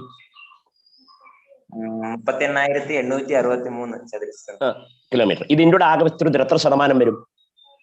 1.18%. യെസ്. കേരളത്തിലാകെ എത്ര ഗ്രാമപഞ്ചായത്തുകളുണ്ട്? 941. എത്ര താലൂക്കുകളുണ്ട്? 77. ഇപ്പൊ ക്ലിയർ ആയില്ലേ? കാര്യങ്ങൾ അറിയുക. ഞാൻ പറഞ്ഞില്ലേ, ആരെന്ത് ചോദിച്ചാലും പറയണം. ആ പറയാനുള്ള മാനസികാവസ്ഥ നമുക്ക് ഉണ്ടാകണം. കേരളത്തിലെ 14 ജില്ലകളും അതിന്റെ പ്രത്യേകതകളും, ഇന്ത്യയിലെ 28 സംസ്ഥാനങ്ങളും അതിന്റെ പ്രത്യേകതകളും, UN അംഗമായ 193 രാജ്യങ്ങളും അതിന്റെ പ്രത്യേകതകളും, രാജ്യങ്ങൾ, തലസ്ഥാനങ്ങൾ, എന്ത് ചോദിച്ചാലും പറയണം. അതിനു വേണ്ടിയിട്ടാണ് നിങ്ങൾ പഠിക്കുന്നത് അല്ലെ? നിങ്ങൾ എന്നോട് ചോദിക്കും, ഞാൻ പറയും. ഞാൻ പറഞ്ഞില്ല, എന്നോട് തലസ്ഥാനങ്ങൾ പറയാൻ പറഞ്ഞാൽ ഞാൻ പടപടാ പറയും. നമുക്കിങ്ങനെ വലിയ ഭാവമൊന്നുമില്ല. ഓസ്ട്രിയ എന്ന തലസ്ഥാനം ഏതാണ്? Vienna. Australia Canberra. Bulgaria Sofia. Venezuela Caracas. Portugal Lisbon. East Timor Dili. Syria Damascus. Kenya Nairobi അല്ലെ? Norway Oslo. Rwanda Kigali. Uganda Kampala. Fiji Suva. Spain Madrid. Hungary Budapest. Lebanon Beirut. Vietnam Hanoi. Nepal Kathmandu. Bhutan Thimphu. Greenland Godthab. Mongolia Ulaanbaatar. Denmark Copenhagen. Argentina Buenos Aires. Ecuador Quito. Ethiopia Addis Ababa. Libya Tripoli. Congo Kinshasa. Iceland Reykjavik. Ireland Dublin. Sudan Khartoum. ദക്ഷിണ Sudan Juba. Ukraine Kyiv. Cambodia Phnom Penh. ഇതിനകത്തൊന്നും യാതൊരു കാര്യവുമില്ല. മനുഷ്യന്റെ മാനസിക അവസ്ഥയാണ്, പറയുവാനുള്ള ടെൻഡൻസിയാണ് ഏറ്റവും വലുത്. അതുകൊണ്ട് കാര്യങ്ങൾ നന്നായി പഠിക്കുക. അപ്പൊ വീണ്ടും ഞാൻ പറയുന്നു, നിങ്ങൾ കേട്ടിട്ടുണ്ട് കേരളത്തിലാകെ ജില്ലാ പഞ്ചായത്തുകളുടെ എണ്ണം എത്രയാണ്? ഒരു കോമൺ യുക്തിയാണ്. കേരളത്തിലാകെ ജില്ലാ പഞ്ചായത്തുകളുടെ എണ്ണം എത്രയാണ്? പഠനം നിർത്താം, സമയം അതിക്രമിക്കുന്നു. ജില്ലാ പഞ്ചായത്തുകളുടെ എണ്ണം എത്രയാണ്? പറയാൻ പറ്റുമോ ആർക്കെങ്കിലും? പറഞ്ഞോളൂ. നിങ്ങൾ ആദ്യമൊക്കെ കേൾക്കുന്നത് കൊണ്ടാണ് ഈ ഒരു ബുദ്ധിമുട്ട്. ഒരു 3-4 ക്ലാസ് കേട്ട് കഴിയുമ്പോൾ നിങ്ങൾ എന്നേക്കാൾ സ്പീഡിൽ പറയും. ഞാനിപ്പോൾ എവിടെ ചെന്നാൽ ഉദ്യോഗാർത്ഥികൾ, നമ്മുടെ കുട്ടികൾ പറയുന്നത് സ്പീഡ് പോരാ, കാര്യങ്ങൾ പോരട്ടെ എന്നാണ് പറയുന്നത്. നിങ്ങളുടെ വിലപ്പെട്ട സമയം ഞങ്ങളുടെ മുന്നിലേക്ക് നൽകിയാൽ ഞങ്ങളത് മഹത്തായ അറിവായി നിങ്ങൾക്ക് തിരികെ നൽകും. കേരളത്തിലാകെ ജില്ലാ പഞ്ചായത്തുകളുടെ എണ്ണം എത്രയാണ്? പറയാൻ പറ്റുമോ? നമ്മുടെ 14 ജില്ലകളാണ്. ഒരു ജില്ലയ്ക്ക് ഒരു ജില്ലാ പഞ്ചായത്ത് മാത്രമേ ഉള്ളൂ. അങ്ങനെ 14 ജില്ലാ പഞ്ചായത്തുകളാണ് നമുക്കുള്ളത്, അല്ലേ? നിങ്ങളുടെ ജില്ലാ പഞ്ചായത്ത് ഏതാണ്?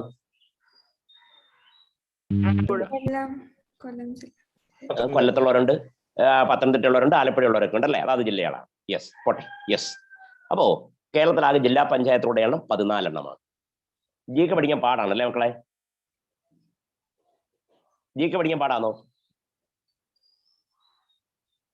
ഈ പഠിച്ചതൊക്കെ ഓർമ്മയുണ്ടോ എന്ന് ഉറപ്പുണ്ടോ നിങ്ങൾക്ക്? ഒരു ഉറപ്പില്ലല്ലേ? മറന്നു പോകുന്ന ഉറപ്പുണ്ടോ? മറന്നു പോകുന്ന ഭയങ്കര ഉറപ്പാണ്. പോട്ടെ. Yes, leave it. അപ്പൊ ഞാൻ പറഞ്ഞു വന്നത്, ജില്ലാ പഞ്ചായത്തുകളുടെ എണ്ണം എത്രയാണ്? 14 എണ്ണമാണ്. ഒരൊറ്റ കാര്യമാണ് ഞാൻ പറഞ്ഞോട്ടെ. കേരളത്തിലാകെ മുനിസിപ്പാലിറ്റിയുടെ എണ്ണം എത്രയാണ്? മുനിസിപ്പാലിറ്റി കേരളത്തിലാകെ എത്രയാണ്? 5 മുനിസിപ്പാലിറ്റി. അയ്യോ അല്ല മക്കളെ, എത്രയാ? ശരിയാണ്, പറഞ്ഞോളൂ. എത്രയാണ്? കേൾക്കുന്നില്ലല്ലോ.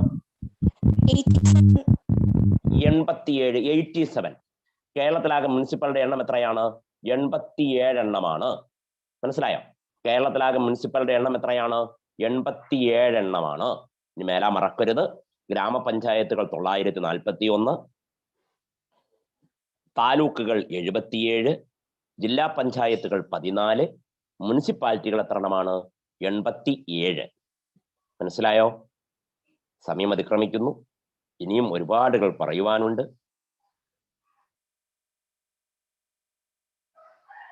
അതുകൊണ്ട് നിങ്ങൾ കാര്യങ്ങൾ മനസ്സിലാക്കി വായിക്കുകയും പഠിക്കുകയും ചെയ്യുക. ഇനി നിങ്ങൾക്ക് മനസ്സിലാവുന്ന രീതിയിൽ എന്തൊരു ചോദ്യങ്ങൾ ഞാൻ ചോദിച്ചു നോക്കട്ടെ.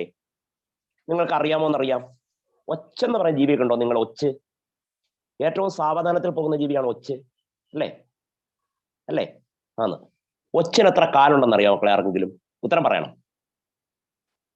ഒച്ചിന് എത്ര കാലുണ്ട്? ഒരാൾ പറയും. കൊച്ചുകുട്ടികളല്ലേ, പ്രതികരിക്കൂ. ഒച്ചിന് എത്ര കാലുണ്ട്? 1. കാലില്ല. ഉണ്ട്, ഒരു കാലുണ്ട് മോളെ. ഒച്ചിന് ഒരു കാലുണ്ട്. ഇനി മേല മറക്കരുത്. മഹാത്മാഗാന്ധി എത്രാമത്തെ വട്ടമേൽ സമ്മേളനത്തിലാണ് പങ്കെടുത്തത്? മഹാത്മാഗാന്ധി എത്രാമത്തെ വട്ടമേശ സമ്മേളനത്തിലാണ് പങ്കെടുത്തത്? അല്ല, 2ാമത്തെ. ഇനി മേല മറക്കുവോ? അപ്പൊ 2 ചോദ്യം മനസ്സിലല്ലോ. ആ ആൾ തന്നെ പറയൂ, ഒച്ചിന് എത്ര കാലുണ്ട്? പറയൂ. 1. ഗാന്ധി എത്രാമത്തെ വട്ടമേശ സമ്മേളനത്തിൽ പങ്കെടുത്തു? 2. ദക്ഷിണാഫ്രിക്കയ്ക്ക് എത്ര തലസ്ഥാനമുണ്ട്? പറയാം ആർക്കെങ്കിലും. ദക്ഷിണാഫ്രിക്കയ്ക്ക് എത്ര തലസ്ഥാനമുണ്ട്? 3. മനസ്സിലായ? രക്തത്തെ എത്ര ഗ്രൂപ്പുകളായി തിരിച്ചിട്ടുണ്ട്? 4. ഗാന്ധിജി മൊത്തം എത്ര തവണ കേരളത്തിൽ വന്നിട്ടുണ്ട്? പറഞ്ഞെങ്കിലും. 5. ഞാൻ 5 ചോദ്യം പറഞ്ഞു, 5 ഉത്തരം, അല്ലേ? ഇപ്പൊ ഒച്ചിന് എത്ര കാലുണ്ട്? 1. യെസ്. ഗാന്ധി എത്രാമത്തെ വട്ടമേശ സമ്മേളനത്തിലാണ് പങ്കെടുത്തത്? 2. ദക്ഷിണാഫ്രിക്കയ്ക്ക് എത്ര തലസ്ഥാനമുണ്ട്? 3. 3. ഗാന്ധി എത്ര തവണ കേരളം സന്ദർശിച്ചു? 5. 5. എത്ര ഗ്രൂപ്പുകളായി തിരിച്ചിട്ടുണ്ട്? 4. പഠിക്കാൻ എളുപ്പമല്ലേ? ചോദ്യങ്ങൾ കേൾക്കേണ്ട രീതിയിൽ കേട്ടാൽ നിങ്ങൾ എന്ത് ചെയ്യും? ഉത്തരങ്ങൾ പറയും. അപ്പോൾ ഒരുപാട് കാര്യങ്ങൾ പറയുവാനുണ്ട്. സമയം അതിക്രമിക്കുന്നു. എനിക്കത് സമയം ഒരുപാടായി. പറഞ്ഞാലും തീരാത്തത് കൊണ്ടാണ് സമയം അധികരിച്ചത്. അപ്പോ ഇനി നമുക്ക് സമയം അനുവദിച്ചാൽ വളരെ വിശാലമായിട്ട് ഇതിനെക്കുറിച്ച് നമുക്ക് സംസാരിക്കാം. കേരളത്തെക്കുറിച്ച് ഒരുപാട് പറയുവാനുണ്ട്. കേരളത്തിലെ 14 ജില്ലകൾ അല്ലേ? കേരളത്തിലെ ഏറ്റവും വലിയ ജില്ല പാലക്കാടും, ചെറിയ ജില്ല ആലപ്പുഴയും, ജനസംഖ്യ കൂടിയ ജില്ല മലപ്പുറവും, കുറവുള്ളത് വയനാടും, ജനസാന്ദ്രത കൂടിയത് തിരുവനന്തപുരവും, കുറവുള്ളത് ഇടുക്കിയും, ഇൻഡോ നോർവീജിയൻ നീണ്ടകരയും, ഇൻഡോസിസ് മാട്ടുപ്പെട്ടിയും, സൈലന്റ് വാലി പാലക്കാടും, ഇരവികുളം ഇടുക്കിയിലും, ചിന്നാറും ആറളവും അല്ലേ? വന്യജീവി സങ്കേതങ്ങൾ, 44 നദികൾ, ഏറ്റവും വലിയ നദി പെരിയാറും, നീളം 244 കിലോമീറ്ററും. പറഞ്ഞാലും തീരാത്ത വസ്തുതകളാണ് നമ്മുടെ കേരളത്തെക്കുറിച്ച് പറയുവാനുള്ളത്. അതുപോലെ കേരളത്തിൽ നടന്ന ഐതിഹാസികമായ സമരങ്ങളുടെ സംഭവങ്ങൾ പറയുവാൻ ഏറെയുണ്ട്, കേൾക്കുവാനും ഏറെയുണ്ട്, പഠിക്കുവാനും ഏറെയുണ്ട്. നമുക്ക് സമയം ഇല്ല. അതുകൊണ്ട് വളരെ നല്ല മനോഹരമായ ഒരു സായം സന്ധ്യ, ഒരുപാട് കാര്യങ്ങൾ കേൾക്കുവാനും പഠിക്കുവാനും നിങ്ങൾക്ക് അവസരമുണ്ട്. ഇതിന് അവസരമൊരുക്കിയ ഇതിൻ്റെ സംഘാടകർക്ക്, എൻ്റെ പ്രിയ സുഹൃത്ത് അധ്യാപകൻ ഷാജി സാറിന്, ഇതിനു വേണ്ടി മുൻപന്തിൽ നിൽക്കുന്ന അഭിവന്ദരായ വൈദിക ശ്രേഷ്ഠർക്ക്, പ്രിയപ്പെട്ട കുഞ്ഞുങ്ങൾക്ക് എല്ലാവിധ അനുഗ്രഹങ്ങളും നേർന്നുകൊണ്ട്, എല്ലാവിധ ആശംസകളും നേർന്നുകൊണ്ട് ഇന്ന് തൽക്കാലം ഞാൻ ഒഴിയുന്നു. നന്ദി, നമസ്കാരം. Thank you Shibu sir. മനോഹരമായ ഒരു ക്ലാസ് എടുത്ത് തന്നതിലുള്ള സന്തോഷം. താങ്കളുടെ ക്ലാസ്സുകൾ ഇനിയും ഞങ്ങൾക്ക് കേൾക്കുവാൻ താല്പര്യമുണ്ട്. വീണ്ടും ഒരിക്കൽ കൂടി നമുക്ക് വീണ്ടും കാണുന്ന സന്തോഷത്തോടു കൂടി ഞങ്ങൾ അറിയിക്കുന്നു. നമ്മുടെ ഈ മീറ്റിംഗ്, ഇന്നത്തെ മീറ്റിംഗ് ഇവിടെ അവസാനിക്കുകയാണ്. ഇന്നത്തെ മീറ്റിംഗിന് ആവശ്യമായ ഒരു നന്ദി അറിയിക്കുന്നത് നമ്മുടെ കണ്ണൻകോട് സെന്ററിന്റെ ലീഡറായി ഈ നാളുകളിൽ പ്രവർത്തിക്കുന്ന പ്രിയ ഷോൺ മാത്യു നൈനാനാണ്. ഷോണിനെ അതിനായി പ്രത്യേകം ക്ഷണിക്കുന്നു. വന്നു ചേർന്ന ഏവർക്കും നന്ദി അറിയിക്കുന്നു.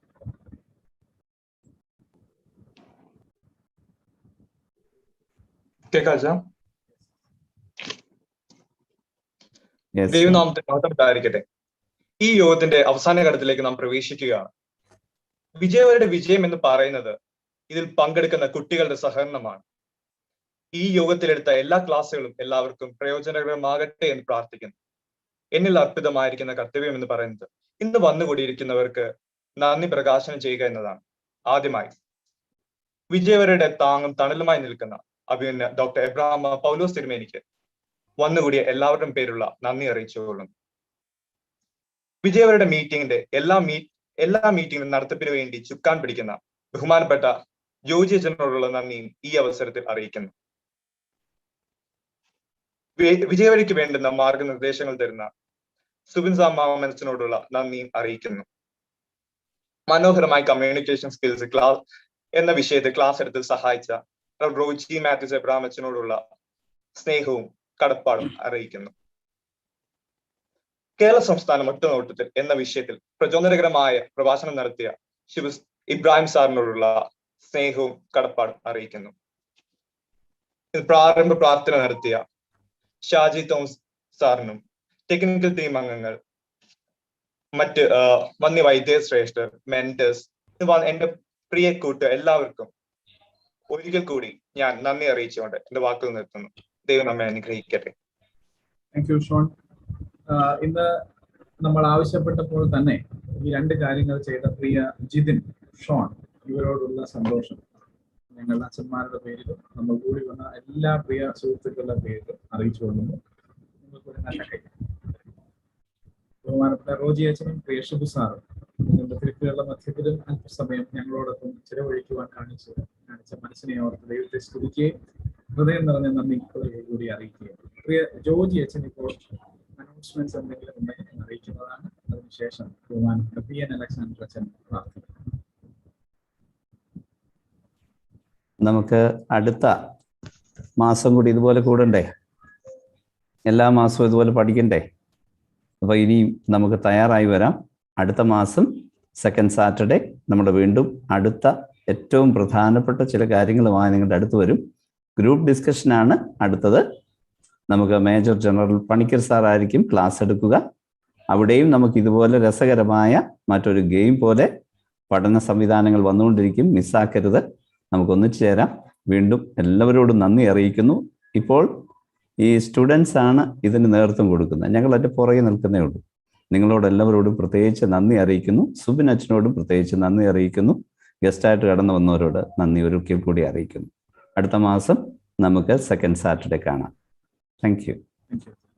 ബഹുമാനപ്പെട്ട PN അലക്സാണ്ടർ അച്ഛൻ പ്രാർത്ഥിച്ച് ആശീർവാദം പറഞ്ഞ് നമ്മളുടെ ഈ മീറ്റിംഗ് ഇവിടെ എല്ലാ അറിവിൻ്റെയും പരിജ്ഞാനത്തിൻ്റെയും ദാതാവാകുന്ന സ്വർഗസ്ഥ പിതാവേ, 2022 പതിവ് പോലെ ഞങ്ങളുടെ കുഞ്ഞുങ്ങളോടുകൂടെ ചേർന്ന് അറിവിൻ്റെ മേഖലകളിൽ അന്വേഷണം തുടരുവാൻ ഞങ്ങളെ സഹായിച്ചു. ഞങ്ങൾക്ക് ലഭിക്കാവുന്ന ഏറ്റവും സമർത്ഥരായ ആളുകൾ വളരെ ഒരുക്കത്തോടും വ്രതനിഷ്ഠയോടും കൂടെ ഞങ്ങളെ നയിച്ചതിനെ വിനയത്തോടുകൂടെ ഓർക്കുന്നു. ഏറ്റവും ബഹുമാന്യനായ ഷിബു ഇബ്രാഹിം സാറിനെ ഓർത്ത് ഞങ്ങൾ ഈശ്വരനെ സ്തുതിക്കുന്നു. ബേസിക് ഫാക്ടേഴ്സ് അബൌട്ട് കേരള, അതിസുന്ദരമായ കേരളം, അതിൻ്റെ പൊതുവിജ്ഞാന മേഖലയെക്കുറിച്ച് വളരെ കൃത്യമായ നിലയിൽ ആധികാരികതയോടുകൂടെ ഒരു അധ്യാപകൻ്റെ ആ നേതൃത്വ പാഠവത്തോടുകൂടെ ഒരു പിതാവിൻ്റെ ആർദ്രതയോടുകൂടെ ഞങ്ങളുടെ കുഞ്ഞുങ്ങളെ രാജകുമാരന്മാരായും രാജകുമാരികളായും കണ്ട് അവരുടെ സിദ്ധികളെ സർവശക്തനെ അദ്ദേഹം ഉദ്ദീപിപ്പിച്ചതിനായും അദ്ദേഹത്തിൻ്റെ വളരെ സരളമായ രീതിയിലുള്ള അറിവിൻ്റെ മേഖലയുടെ പങ്കാളിത്തം ഞങ്ങൾക്ക് തരുമ്പോൾ ഞങ്ങൾക്കും അതുപോലെ ആയിത്തീരാം. ആ നല്ല പ്രേരണയ്ക്കായി സ്തുതിക്കുന്നു. പ്രസംഗത്തിൽ ക്ലാസ്സിൽ സൂചിപ്പിച്ചതുപോലെ ഇനി അദ്ദേഹത്തെ കൂടുതൽ അടുത്തറിയുവാൻ ഞങ്ങൾക്ക് അവിടുന്ന് അവസരം തരണം. അദ്ദേഹം ഏറ്റെടുത്തിരിക്കുന്ന ഉത്തരവാദിത്വം സെക്രട്ടേറിയറ്റിൽ അത് വളരെ വളരെ പ്രയോജനകരമായ രീതിയിൽ ഞങ്ങളുടെ സമൂഹത്തിൻ്റെ വളർച്ചയ്ക്ക് പ്രയോജനപ്പെടുവാൻ ഇടയാക്കി തീർത്തേണമേ. ഞങ്ങളുടെ റോജിയച്ചന് കൊടുത്തിരിക്കുന്ന എല്ലാ നല്ല കഴിവുകൾക്കായി സർവശക്തനെ ഞങ്ങൾ ഇതിനെ സ്തുതിക്കുന്നു. കമ്മ്യൂണിക്കേഷൻ സ്കിൽ, വിനിമയത്തിൻ്റെ ആരോഗ്യകരമായ അതിൻ്റെ വിവിധ തലങ്ങൾ വളരെ ഒരു അധ്യാപകൻ്റെ ചുറുചുറുക്കോടുകൂടെ ഞങ്ങൾക്ക് മനസ്സിലാകത്തക്കവണ്ണം പടിപടിയായി അദ്ദേഹം അതിനെ വർണ്ണിച്ചു തന്നല്ലോ. അതൊരറിവ് മാത്രമല്ല, പ്രായോഗിക തലത്തിൽ എല്ലാവരും വിദ്യാർത്ഥികളാണ്, എല്ലാവരും അറിയേണ്ടവരാണ്. ആ അറിയേണ്ടത് ആഴത്തിൽ അറിയണം. അതിൻ്റെ പല ഘട്ടങ്ങൾ അദ്ദേഹം ഞങ്ങൾക്ക് കാണിച്ചു തന്നതുകൊണ്ട് ഞങ്ങൾ ഇതിനെ സ്തുതിക്കുന്നു. കർത്താവ്, ഇതിൻ്റെ എല്ലാം പിമ്പിൽ ഞങ്ങളെ ശക്തീകരിക്കുന്ന ഞങ്ങളുടെ തിരുമേനിയുടെ ദൈവ വിളിയുടെ നേതൃത്വം, അത് ഞങ്ങളുടെ കൊച്ചു കുഞ്ഞുങ്ങൾ വരെ അതെല്ലാവർക്കും പ്രയോജനപ്പെടുവാനിടയായി തീരുകയും ഉത്തമമായ പൗരബോധത്തോടുകൂടെ സംസ്കാരത്തോടുകൂടെ ഞങ്ങളുടെ കേരളത്തിൽ, ഭാരതത്തിൽ എല്ലാവരെയും കരുതുകയും സ്നേഹിക്കുകയും ചെയ്യുന്ന വിദ്യാർത്ഥിനികളായി വരുവാൻ ഞങ്ങളുടെ കുഞ്ഞുങ്ങളെ സഹായിക്കണം. ഞങ്ങളുടെ വൈദികരെല്ലാവരും പഠിക്കുന്നവരും അറിയുന്നവരും കൂടുതൽ സാധ്യതകൾക്ക് വേണ്ടി അവർ നിതാന്ത ജാഗ്രതയോടുകൂടെ വ്രതനിഷ്ഠയോടുകൂടെ അന്വേഷിപ്പാൻ 2022 ഈ കോവിഡിൻ്റെ അനേക പരിമിതികളിൽ ഞങ്ങളുടെ എല്ലാ സമസഹോദരങ്ങളെ ജാതി മത ഭേദമന്യേ അവരെല്ലാവരുടെയും നന്മയ്ക്ക് വേണ്ടി പ്രവർത്തിപ്പാൻ ദൈവം തമ്പുരാൻ മുഖാന്തരമാക്കണമേ. നേതൃത്വം കൊടുക്കുന്ന ഞങ്ങളുടെ പ്രിയപ്പെട്ട എല്ലാ സ്നേഹിതരും, വളർന്നു വരുന്ന കുഞ്ഞുങ്ങൾ, അവരുടെ സിദ്ധികളെ അവിടുന്ന് മാനിക്കണം. വരുന്ന മാസം ഞങ്ങൾ ഇനി ഒരുമിച്ച് കൂടുന്നത് വരെ കൂടുതൽ ജാഗ്രതയോടും പഠനത്തോടും അന്വേഷണത്തോടും കൂടെ വ്യക്തതയോടുകൂടെ വരുവാൻ ഞങ്ങളെ എല്ലാവരെയും സഹായിക്കണം. പുത്രന്റെ നാമത്തിൽ ഞങ്ങളുടെ പ്രാർത്ഥനകളെ കൈക്കൊള്ളുമാറാകണമേ. ആമീൻ. പിതാവായ ദൈവത്തിൻ്റെ സ്നേഹം, ഏകപുത്രന്റെ കൃപ, പരിശുദ്ധാത്മാവിന് സംബന്ധവും സഹവാസവും. സ്വർഗീയ പിതാവേ, ഞങ്ങളുടെ കുഞ്ഞുങ്ങൾ ഓരോരുത്തരോടുകൂടെ, നേതൃത്വം തരുന്ന പ്രിയപ്പെട്ടവരോടുകൂടെ, പ്രത്യേകിച്ച് ഞങ്ങളുടെ തിരുമേനിയോടുകൂടെ, ഓർത്ത് പ്രാർത്ഥിച്ച എല്ലാ പ്രിയപ്പെട്ടവരോടുകൂടെ എപ്പോഴും ഉണ്ടായിരിക്കുമാറാകണമേ.